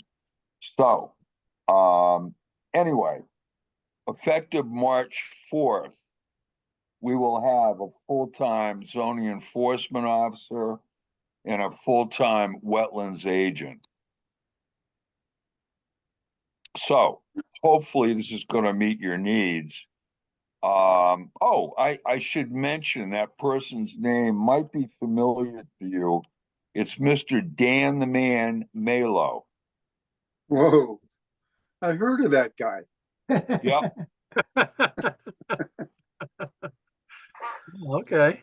Is he related? Very close, very close. Hey, yeah. I've had an identical twin all this time working both. Yeah. Will the other Uh, Dan Milo please stand up? We've been Would you tell us how talking you about clone? this. You know, as I just said, seriously, the background in the last 4 years, I've looked at some serious limitations that the town has. And Dan and I have talked about this over a period of time. And going back to The Godfather, we made him an offer. He could have refused, but he had some time to think about it. And I said, you know, if you have questions, please call me, et cetera, et cetera. So we came to an agreement. The issue is he's trying to finish up some projects he's working on over in Thompson, and March 4th seemed to be a good start date. We will be transitioning with Tai Chi between now and then. They will, for a small period of time, be what I consider on call. If questions come up, Dan can bounce it off them, or they can consult with, you know, and that sort of thing. But again, effective March 4th, Dan will be the man. So Jay, Right. what does full-time mean? How many hours? I don't know, 32, whatever is full-time at the 4-day work day, 4-day work week at the town hall. Okay, and so that's basically a town employee with benefits and all that other stuff? Yes. So, Actually, Marley, you let the cat out of the bag. I wasn't going to give him any benefits, but since you brought it up, now I have to. Thanks for nothing. Well, my pleasure.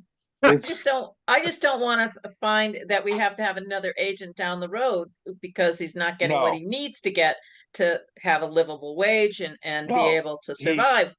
He signed it in blood.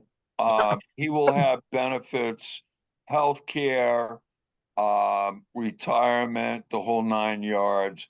And again, we discussed this, or we've kind of bounced it off each other for a period of time. And it was about a week or two ago that we kind of came to the final, you know, final offer, if you will. And he's agreeable. So He's going to be staying. He's going to be getting certified through Casio.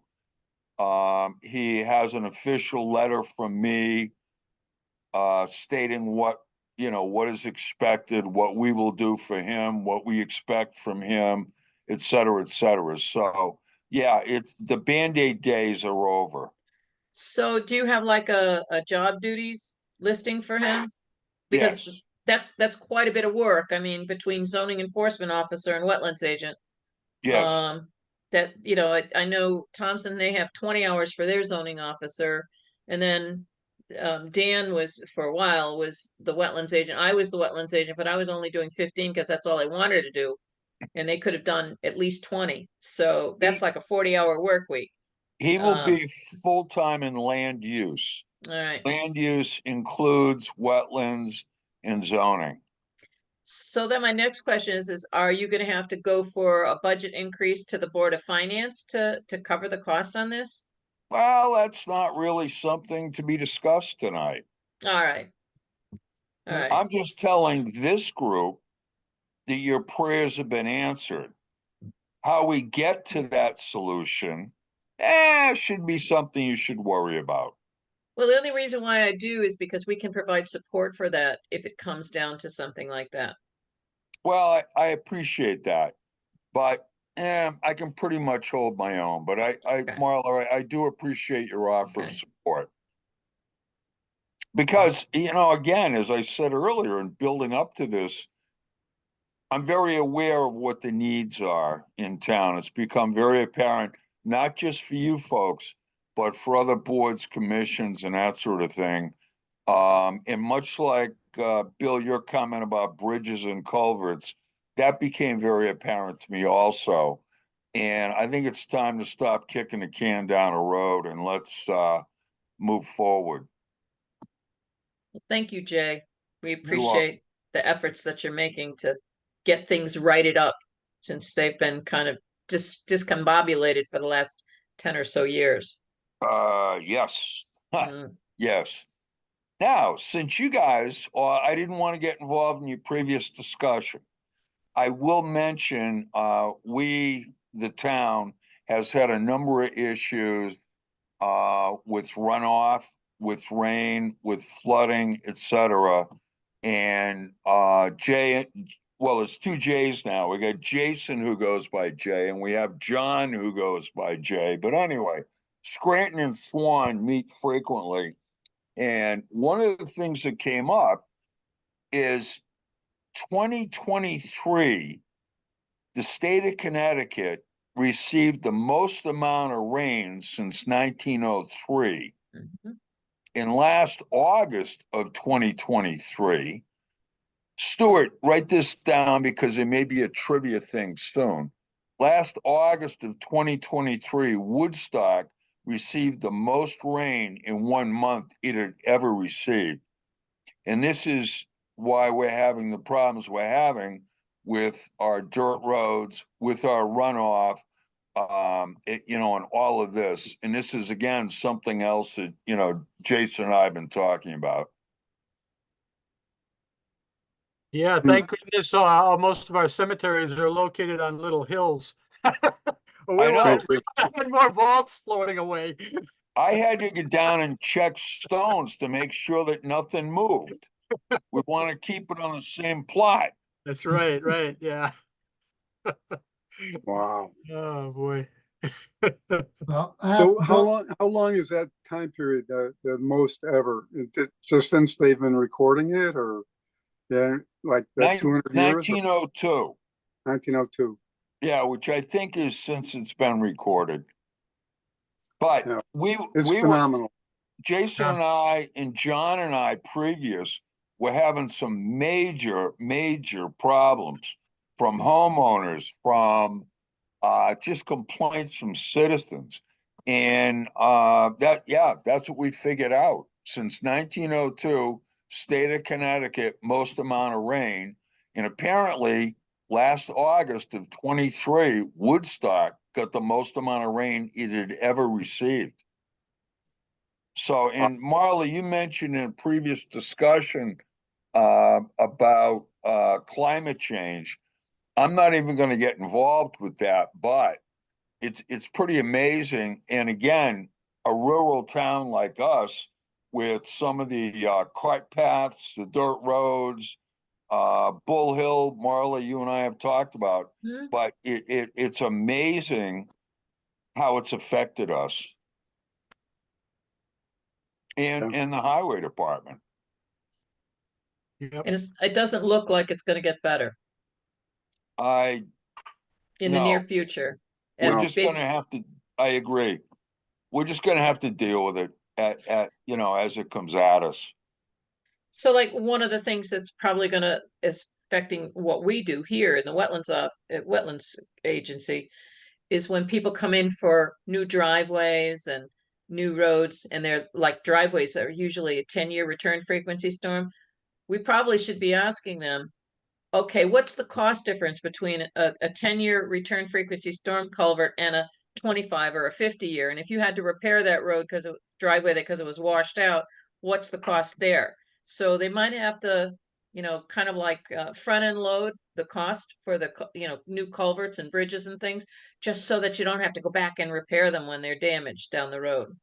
I think Right. we're going to see a lot more driveways and roads having failures. And we've had that with other towns, with homeowners that I know that have never had a problem. They've lived there for 20 years, never had a problem, have a long driveway, and they have to walk because it got washed out. And they've been there 20 years, it never happened. Right. So they're looking at culverts, installing, that sort of thing. And we were talking about dirt roads earlier, and the thing is, pavement A is very expensive. B, if it's a scenic road, it's a no-no. We have been looking at some chip sealing type things to seal it, but yet it's still, when you look at it, it's a dirt road. It's not paved, it's not macadam. But these are the things that we have to worry about. I was going to say almost daily, but I mean, these are the things that Jason Scranton and I talk about frequently, because every time we have a major storm, the first priority for the highway department is our dirt roads. And the guys are out there with graders and trucks with material to correct the drainage, to grade the road, that sort of thing. So you're right. Unfortunately, I'm afraid we're heading down this road. Yeah, so it's great news anyway, back to the original question about, how wetlands can operate. And it's great that we've got, Dan as a resource. That's really, really, really made my day, Dan. Thank you. But, the next thing for us is just to think about what we can do to help improve things and plan for the future, given all of the sort of adversity that's laid at Mother Nature's plan out for us, is that we can expect more of the same. So how do we plan accordingly? And, do we change our systematic approach towards things? How do we anticipate? How do we position ourselves to stay on top of it as best as we can? So like Bill was saying, it is really a function of not the machine, but the human capability to make that sort of plan. And I think we have a lot of good qualities here that we can really strive to maintain and motivate us to do that better kind of work. If any of that makes sense. Sorry, I'm pontificating. Well, Stuart, seriously, along those lines, you got to roll with the punches and you respond appropriately. Right. And a lot of times, the best laid plans of mice and men. Many times, unfortunately, you cannot plan effectively, but you can have a number of approaches in your toolbox to respond. Exactly. Yeah. Well, you know what the road to hell was paved with.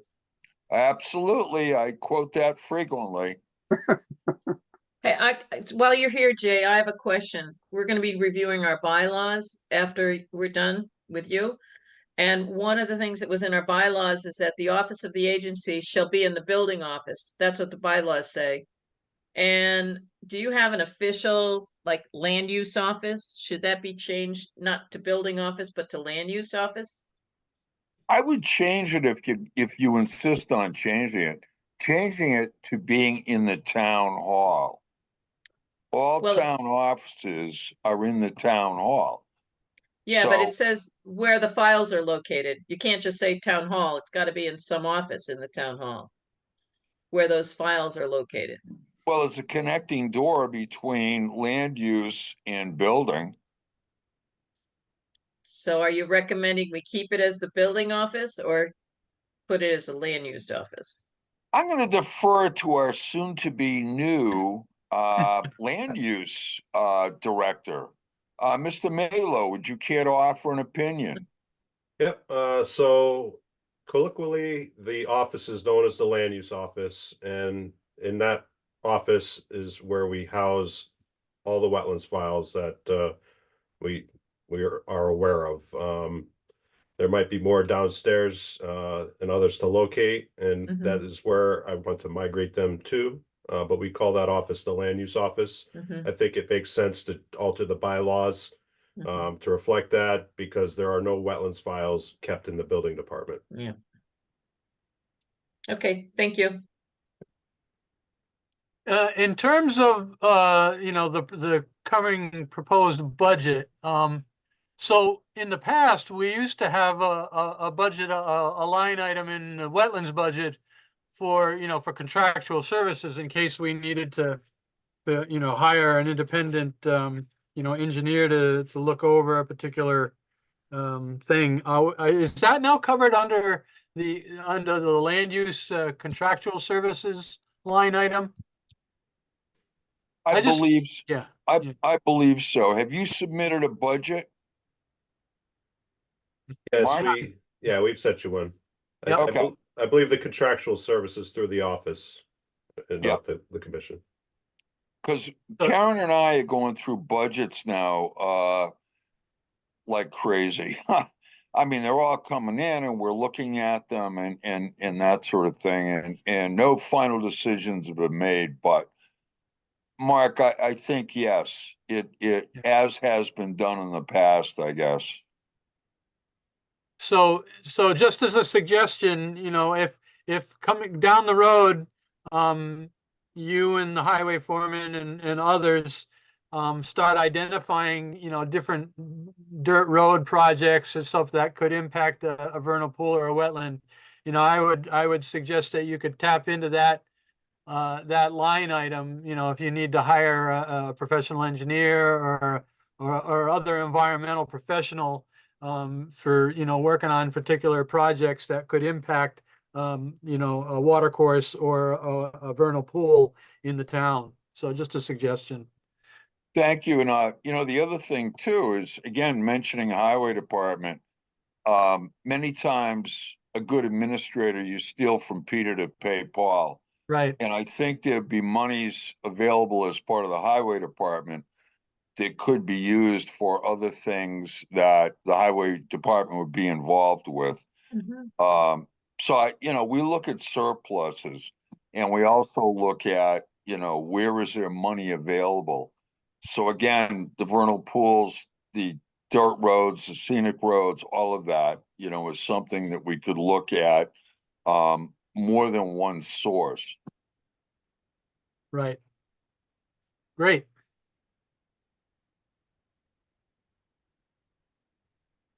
All right. Everybody good on that? Sounds good. Yep. Okay. Thank you, Jay. All right. Thank you all. And thank you all for what you do. And have a good evening. Thank Oh, you. Good night, I'd thank be you. remiss. Hi, Dottie. Hi, Dottie. Yeah. Good night. Have a Good good one. Good night. night. Good night. Right. Thank you. And thank you, Dan. Yeah. No. Thank you. Okay. Bylaw review. So Marlo? I've emailed everyone a copy of the bylaws, which are also now with the agenda, with the items that are files for the agenda. And you had asked me just to make a change to the order of business to add citizens' comments so that there were two places for citizens' comments. But as I Yep. went through it, because we're supposed to go through it, I found other places that I thought should have changes. And I don't know if you had a chance to look at them. For example, item 3, location and records. That would be changed from the building office to the land use office. And because Ashley Stevens went through and did a huge amount of records disposal, she never told us she was doing that. And I was aware that the state library needed to modify their records disposal plan because all of the statutory changes with respect to extensions or expiration dates for permits, they kept getting longer and longer. And now there are permits, approvals that are out there that are good for 14 years and can get an extension to 19. But the records retention plan only goes up to 10 years. So how can you dispose of a record that still is valid under the records disposal and retention plan? And I was told almost a year ago that they were going to change that plan. Now, had I known that Ashley was going to submit a records disposal request, I could have told her, don't dispose of them any older than this. Right. You know, so that we would have those records. But so now those records are gone and they might still have valid approvals, valid permits. Too bad. It's done. So I Yep. added in a section in here under location and records that the destruction of records requires advance approval of the agency and will follow the requirements, not the guidelines. Those aren't guidelines. Those are requirements set forth by the Public Records Administrator for the state of Connecticut. And that way, an agent is not going to be able to dispose of records until they let us know they're disposing of them. And then we can weigh in on that if necessary. And then the next one was on item 6 on page 2. I added the term hereafter referred to as the wetlands agent, so that whoever is duly authorized by the commission by a majority vote will be, as far as we're concerned, is called the wetlands agent. Now, Dan's title may not be wetlands agent by the town's, staffing. It might be land use agent or whatever, but we would be appointing him as the wetlands agent by a majority vote. And if something were to happen to Dan and we needed another wetlands agent, there would be a majority vote. That way the town couldn't hire somebody we didn't like, that we didn't think was adequate to meet our needs. And so every place where you saw duly authorized agent, which is the language the statute originally used, I've changed that to wetlands agent. So that's in also item 6.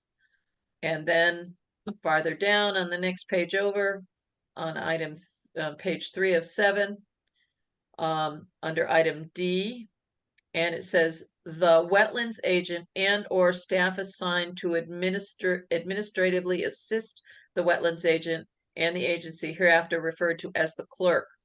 Now, Dan does have a clerk, that's Tracy, who I think she's an administrative assistant, or is she a clerk? I don't think it's been formalized. I think her description might call her a clerk. So she administratively assists you. She helps people out and Yeah, does correct. filing and all that other stuff. Yep. So that's why I changed the language there so that it made clear what the clerk is, because it could have been the town clerk, it could have been any clerk anywhere, but it would be someone who is assigned to administratively assist the wetlands agent. And then I added again in neither the wetlands agent nor the clerk nor any other town staff shall dispose of any agency records that may be authorized by the public administrator for the state of Connecticut without prior majority vote of the agency authorizing such disposal. They are the commission's records and they should be within the control of the commission, not the control of the selectman's office directing the agent to dispose of them. Too bad Jay is gone already. I would have liked him to hear that one. And then I added the citizens' comments on order of business like you asked. And I got rid of the apostrophe after citizens' comments, because it's just citizen comments.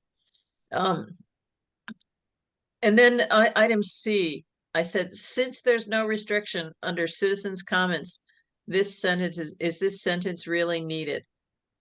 Persons wishing to speak about anything other than a pending or recently ruled application can respectfully request to be added to the agenda. Well, we don't say citizens' comments are limited to agenda items. They can talk about anything they want. Unless you want to change what citizens' comments are limited to. So I would suggest just knocking that sentence, that C, subsection C off, and let the citizens talk about whatever they want to talk about. You might want to restrict their time to maybe 5 minutes, so they just don't go on and on and on and on. Now, if they want to be on an agenda item, that's something that should be cleared through the agent and the chair, like Maura did today. To be, You know, just to interrupt a little bit, it's almost redundant with B under order of business. It's sort of saying the same thing in a different way. So where are you referring to? Well, it says business not on the agenda may be added at a meeting by unanimous vote of members present. Yeah. Persons wishing to speak about anything other than pending or recently ruled application can request to be added to the agenda. It's kind of a little bit saying the same thing. Yeah, except that they can ask, but then it would have to be a majority vote to add it to the agenda. But why would Yeah. you even bother? Yeah. I would like to hear or see letter C be reworded. Citizens' comments shall be allowed, or what's the word, up to 5 minutes, limited, or shall be limited to 5 minutes or something like that. Well, Shall be allowed. You could set that at the beginning of the meeting as the chair. Okay, I'll do it that way then. You know, you don't have to Okay, do it yeah. leave yourself flexible, because you might come up to a situation where you want to have an extended discussion or extended comments. Okay. All I right. wouldn't Maybe do you- that. Mark, maybe use the word allowed, but put an allowance in, because Yeah, yeah. you know, if you put an allowance for 5 minutes and it just goes longer, like typically they do. But limited is too constraining, perhaps. Okay. Just a suggestion. So do you want to change C to say something like, the chair may set an allotment of time for citizens' comments? Yes.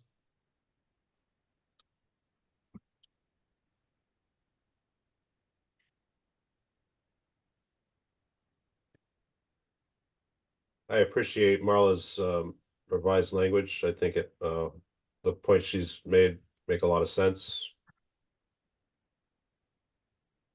Yes. Thank you, Marla. Yeah. And yeah, I agree with all the above. And then let's see, is there any more? Just under public hearings, that the wetlands agent or the clerk shall read the legal advertisement and note the dates of the newspaper which the advertisement appeared. I think it's good to have two different entities being capable of entering the legal advertisement in. That's under item D. It's an either or, so it doesn't, you're not confined. If the agent is unavailable, the clerk can do it. And that was it. But because you had an additional change, you wouldn't be able to adopt these until next month. Right. So So- if you're agreeable to these, then I will send out a black line version with all the changes, including that one under the order of business, item C, which allows the chair to set a time limit for citizens' comments. Yeah, I like that. Yep. Back up to page 1, location and records. So you're going to change that to the office of the agency shall be the land use office. Yes. Yep. Okay, good. Yep. That's what I want. Okay. Do they have a sign out front that says land use office, Yeah, I think so. Dan? Yes. Yeah, see, that's why I was saying it's a specific office. It's not just town hall. Yep. So, Okay. all right. Bill Rowinski, a couple comments. Under 8B, meetings, at the end of the sentence for 8B, a majority of the members of the agency, want to add a S there, or members of the agency. Okay. Yeah. Yeah, And I'm just gonna throw this out, and I don't know if this is the appropriate place to do that, but a lot of these groups are called commissions. And we seem to be a little bit unique in calling it an agency. And we Because did that's the way, the ordinance reads. That's Yeah. right.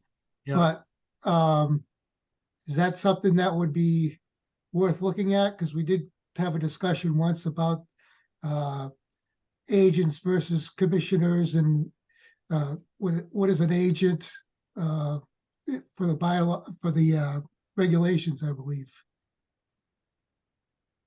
I think you have to change the bylaws. Not bylaws, the ordinance, because the Yeah. ordinance sets the name of the agency. And if it had said the Inland Wetlands and Watercourses Commission, I mean, we could always ask them to modify it, but then we'd have to modify the regs and we'd have to everywhere else. Well, we already, I think it Sort of. originates in the state regulations. Well, the state statute talks about municipal wetlands agency, and when they did the model regulations, they didn't use commission, they used agency. Right. So when people adopted the, ordinances and stuff, they saw agency. They didn't, some towns saw commission because they made conservation commission. Mhm.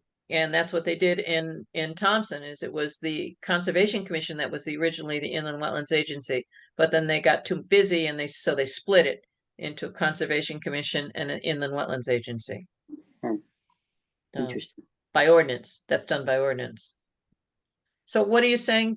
Explain it to me again, Bill. well, it's just, it seems that we had a discussion once about cleaning up the regulations about who is an agent, and the members being called agents, and as opposed to the wetlands agent themselves. And we had to talked about defining something as being commissioners or commission agency members.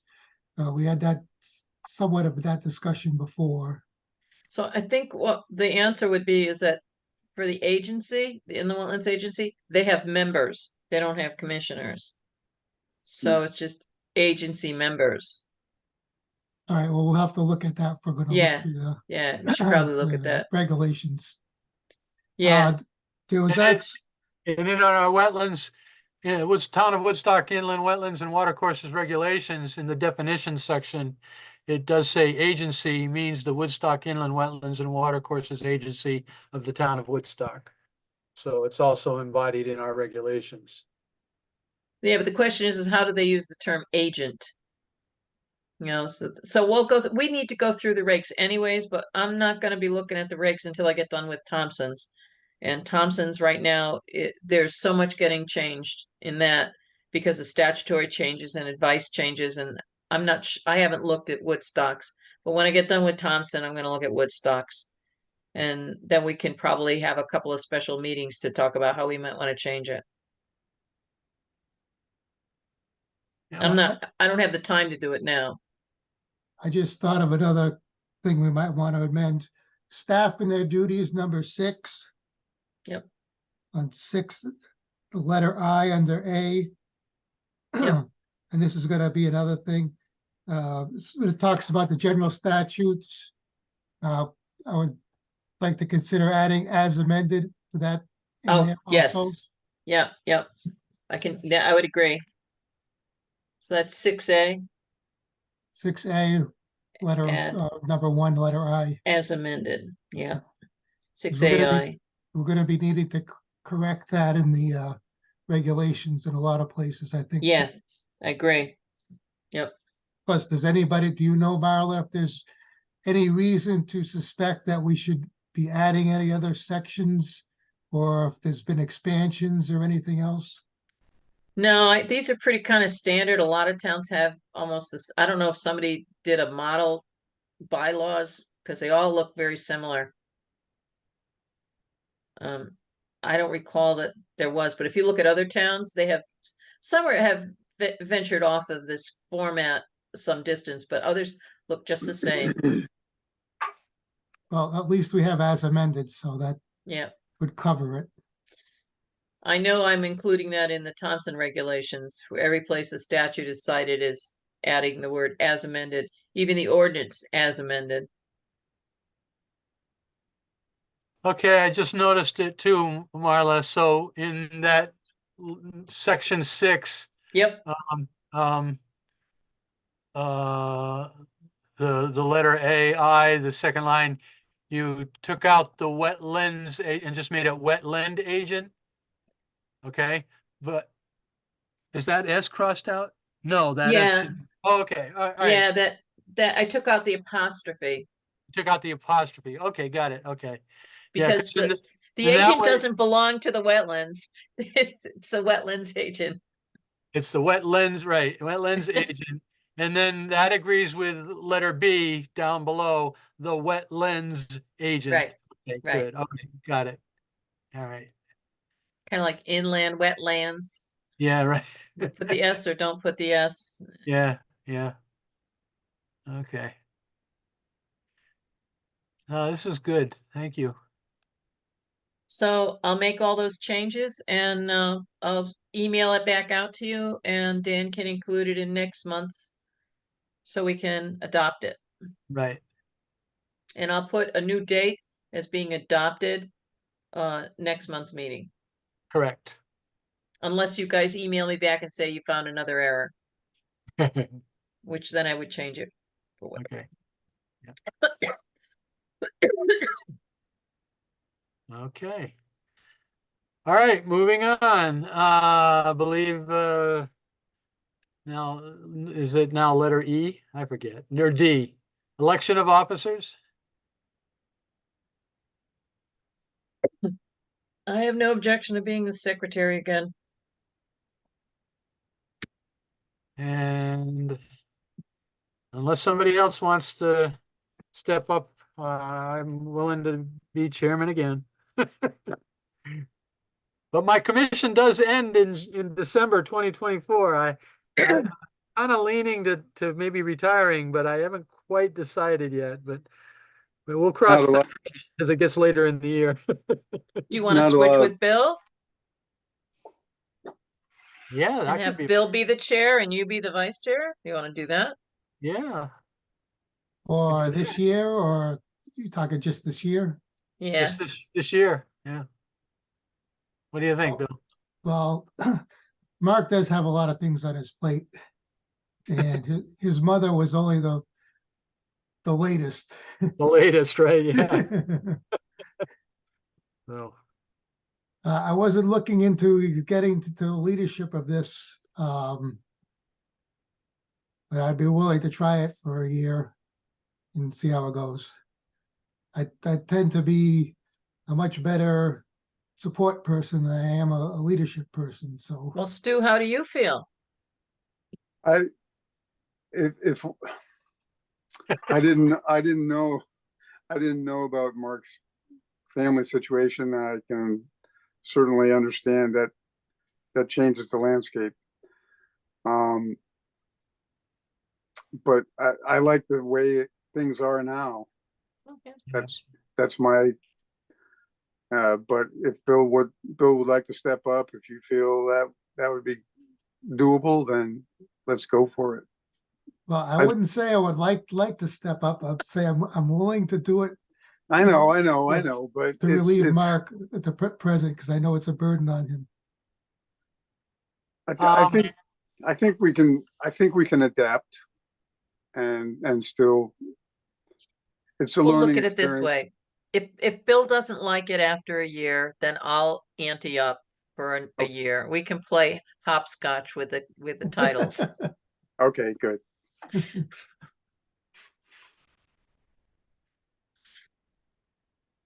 So do we make a motion to vote now, or? You gotta make a motion for a slate of officers. So I'll make a motion to, for the Wetlands Agency to provide a slate of officers, starting with chair, vice chair, and secretary. And that the chair would be filled by Bill Rowinski, vice chair would be Mark Parker, and secretary Marla Butts. I second that motion. All those in favor? Yeah, Aye. Mark, you haven't Aye. lost it yet. You're still the chair. I'm still this here. You're the chair through the end of the meeting, That's right, right. according Yeah. to the bylaws. Right. Okay, so all those in favor say aye. Mark, Aye. Aye. Mark, you're supposed to say that. You haven't lost it yet. Put it Okay, out. okay, I'm sorry. Motion's been made by Marla Butts, seconded by Stuart Peasley to approve the slate of offices for chairman, Bill Rowinski, vice chairman, Mark Parker, secretary Marla Butts. All those in favor signify by saying aye. Aye. Aye, opposed, abstained, so moved. So we need to find another member. We need to get on the hunt for another member, because if Yeah. you're leaving in December, gonna take some time to get somebody else in to Yeah. feel comfortable. I know Dan had shared that he was gonna be working on canvassing and trying to get somebody, so if you can keep on that, Dan, that'd be great. I had Yeah, a that- great conversation the last time I was in the office. Someone who had previously served on the Board of Finance, I don't have their name, but she was expressed interest in joining the Wetlands Commission. So hopefully that formalizes, and we could have a new member. Yeah, soon. pass, if she agrees, pass the name on to the selectmen and they Yep. can appoint her, yeah. And Yeah. definitely still scouring. If we have any vacant memberships, it wouldn't hurt to have them filled. I think Crystal could put an ad out she puts ads out regularly, I think, for board members. I don't know where she does it, but Well, there's been a couple town emails that have had looking for volunteers for various boards Yeah. and commissions. The town emails, there's been 2 of them in the past couple months, so. Yeah, there's Shopper's Guide as an alternative. I just had this passing thought, could I use the legal section to put an ad for commission members? Interested people are reading that section. I mean, it could generate, some interest. you didn't know know- We who's have money? writing it? Also in the Villager, Charlene Cutler's been writing about Woodstock happenings. I keep Yeah. seeing that. So maybe we could talk to her about adding that in. We need a whole new crop of people, younger people. Well, be careful what you wish for, Bill. Yeah, All right. I think we've been running great, but that'll give all the members more flexibility. Just knowing that they could take a month off if they had a plan. And they wouldn't have to check in from out of state on their vacation, while they're trying to get away. But that is a strong goal of mine, and I hope to fill our roster. Thank you, Dan. So welcome. Dan, you have yet to notify the Thompson Agency. Yeah, Jay had asked me to keep it quiet until there was an announcement, and it was difficult. But tomorrow I will be informing the Thompson Conservation Commission and Thompson Wetlands Commission that I've accepted the Woodstock's offer, and that'll be effective at the beginning of March. I mean, it's bittersweet, but there's a lot of opportunity, and for all the reasons you guys expressed, I think it makes really a lot of sense for me and at this stage of my career. It was an offer I couldn't really be dumb to refuse. It's just and I'm happy to take it on, and I'm excited about leaning into any of the challenges as growth opportunities. Dan, I have a great quote for you from 19th century architect named John Ruskin.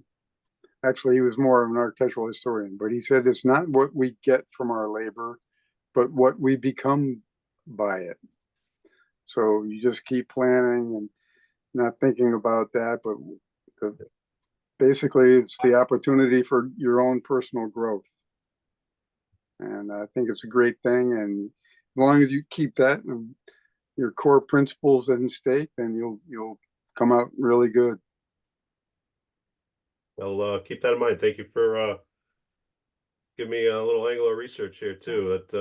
I love deep dives on some of this stuff. So Yeah. that was John Ruskin. John Ruskin, Ruskin. Okay. Yeah. I did want to run down if was the slate approved? Yes.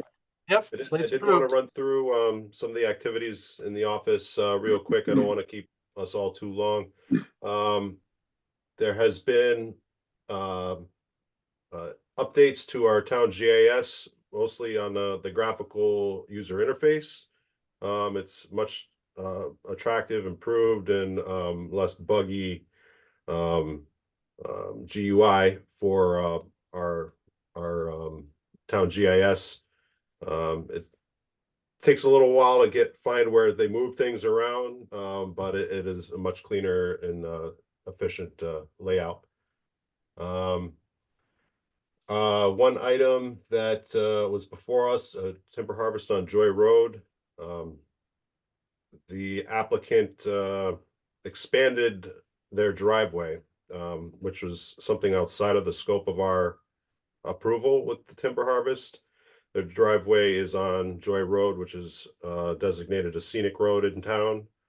John Guzkowski with Tyke and started the zoning and process with that, and explained to a number of people that what we authorized was not, we didn't authorize any improvement to the driveway or curb cut. That our authorization was explicitly for the timber harvest in the interior of the property. Whose property was this? Mark Labonte. Okay. Mark So should know better. He's been in Thompson. he told me, oh, I said, Mark, when he came in with the application that wasn't on our form, and I said, this is a scenic road. Have you checked all your bases with this? Oh, I helped get the scenic road designation on Joy Road. Well, just to let you know, anything having to do with the roadway would have to go before planning and zoning, and here it's come back around a couple months later. He's working with Tyke and John Koskowski to start the process with planning and zoning to get approval for that improvement. I did reach out to Jim Bentley regarding his berm and his pond over by Marcy Lane, Lakeview Drive. He didn't respond to me directly, but I think he engaged with Norm Tebow of Killingly Engineering Associates. And I forwarded some of our concerns to Norm. Norm hasn't gotten back to me on that, but that was he and Norm initiated an email last Thursday, so I expect it wasn't in my email today, but something to develop over the next week of correspondence. I plan on talking to him on the phone this week for other applications. And So that I would be a think, discussion. I think there is a letter from Carl Akamovic Yep. that should be in the file. Norm should be given a copy of that. Okay, You could scan him a copy of that, whatever. Because I Well, think he detailed out all the issues that he had, that he found. if I can go off on that for a minute. I observed that Mr. Bentley's property, as well as Karen Fitzpatrick's property before and after the last big rains. For Karen's first, there's a lot of runoff, and I think some of the runoff is from Bungie Hill Road. But there's a low spot there, and I'm not sure that the catch basin is exactly in the right spot. And there's some humps that you probably really wouldn't want to improve or raise to prevent the water from going into their yards. But they did something a little bit there for the time being, and I didn't think it was going to last, but it did. So I think it's just a matter of the road being looked into. Some of the runoff, there was a significant amount of runoff and leaves washed away from directly across that came from the field through the woods. So there's multiple things between Bungie Road, and it's just a low spot from both spots. But getting back to Mr. Bentley's, he said he didn't see water going over his berm. And I would probably say, yeah, that's probably true. But my take on where the leaves were is that the water is migrating further down the field and then going over into the road, or going over where his pond berm is not. So there's the pond, and then there's the overflow. Beyond the overflow where the field area is, I think it's migrating there and going over the bank there, because a lot of the leaf litter was gone, was washed out. And I do have pictures of that, but it's Good. starting to go late. Maybe I can submit them for next time. So the problem is maybe not directly over his berm, but there might still be a problem there. It's just moved to a different location. I think, and just one thing I want to add to that about the berm is the berm might be working now, but the question I think that Carl Akamovic. Akamovic, I always get that mixed up.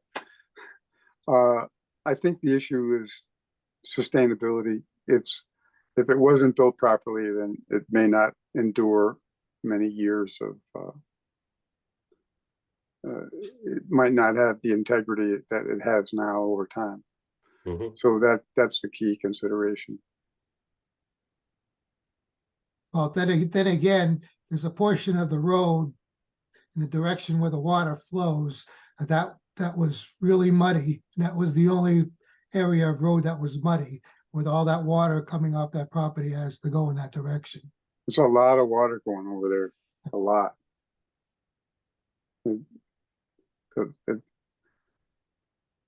Yeah. Just the differential in height from Bungie Road to the what's the name of that road that I think that's Lakeview Drive? Lakeview Drive, yeah. That's got to be 25 feet, maybe 20 feet, but significant differential. And it's a hill on the northern side of. Yeah, and there's a hill on the other side too, yeah. So I will pass Carl Asimovic's concerns on to Norm. I hope Mr. Bentley is working with Norm to get this rectified. I think it would be a good choice for engineer to help him sort this out.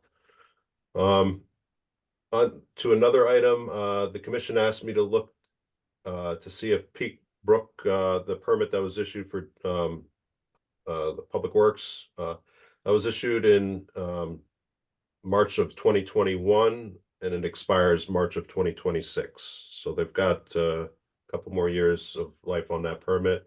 That also could be one of those that was extended through statute related to the COVID economic impact If I could interrupt here too, I believe they got a bid on that or might have even accepted a bid on that project.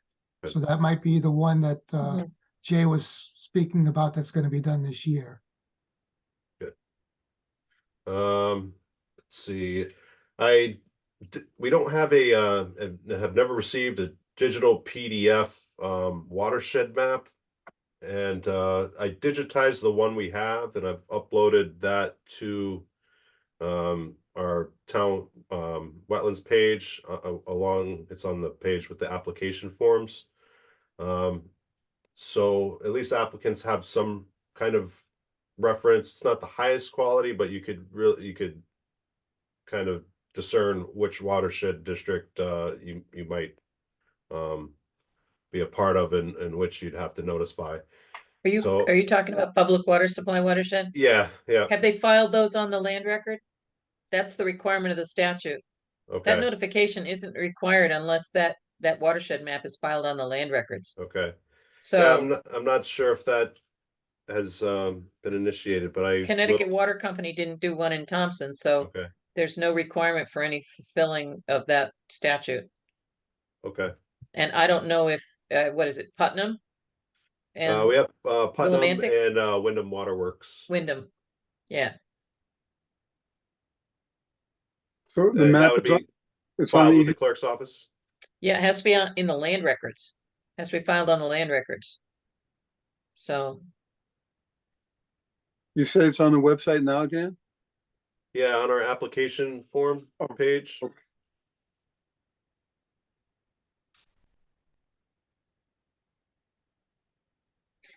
it's okay if we say we want them to do it, but they're not required to unless that map is on the land records. The public water drinking map link. Public drinking water map link. Oh, okay. And if they haven't filed it, then I did notify Connecticut Water Company in Thompson, and they've just chosen not to do it.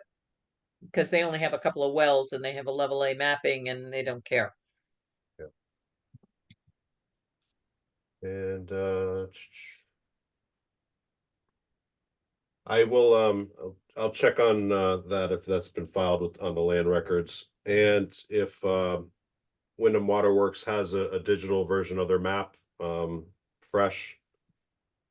I know they had an updated application form recently that I've uploaded to our website, but I know we wanted to have an easy map for applicants to reference for other commissions because this is a requirement for as that statute reference there said all land use applications. But I think it makes sense to investigate whether this has been formalized and then if once we have that certainty, then have all the appropriate resources on our website for applicants to do that.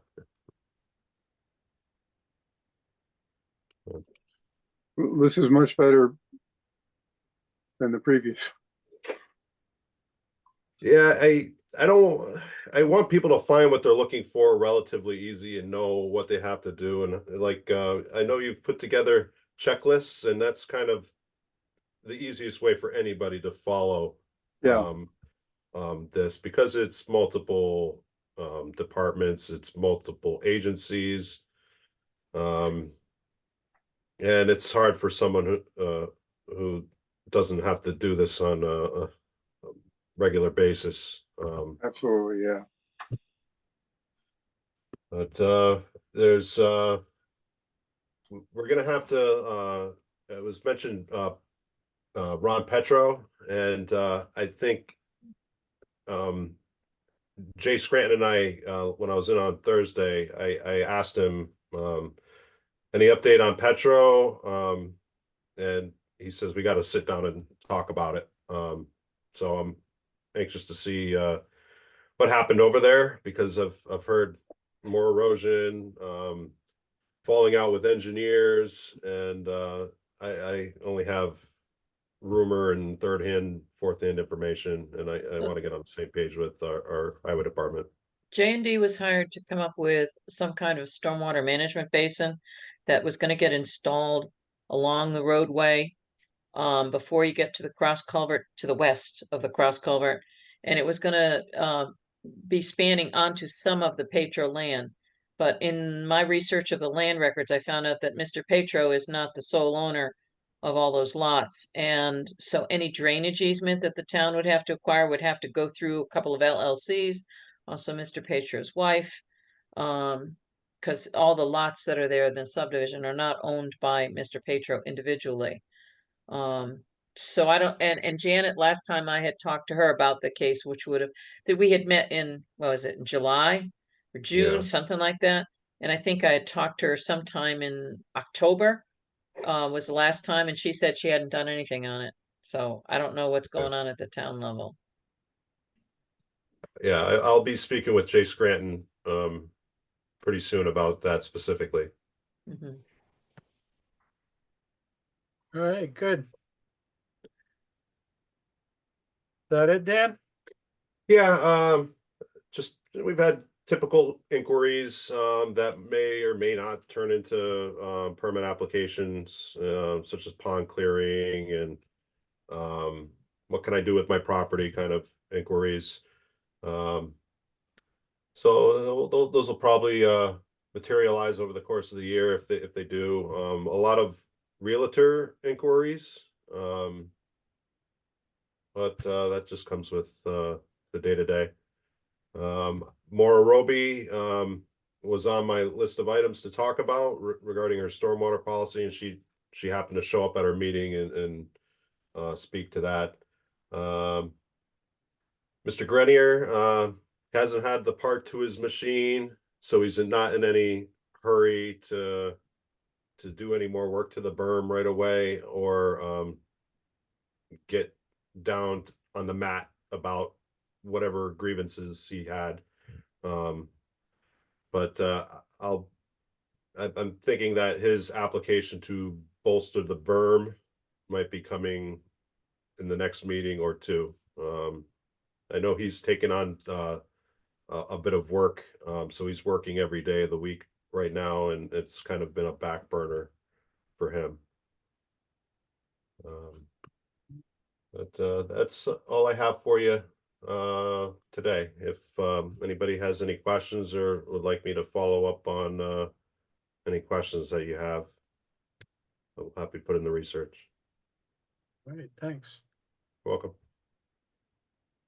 So yeah, Dan, maybe in your avocational time, you can work on a song. How about the Ballad of the Quiet Corner Wetlands Agent?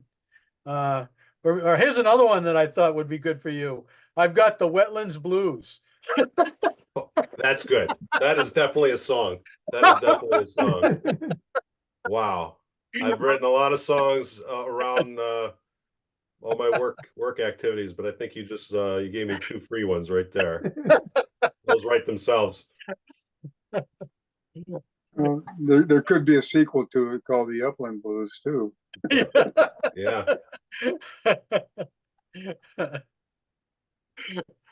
All right. Well, next month's meeting will be March 5th. Okay, very good. I move to adjourn. March 4th, isn't it?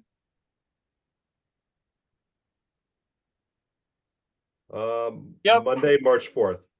Yep, March 4th. Thank you for catching that. Yep.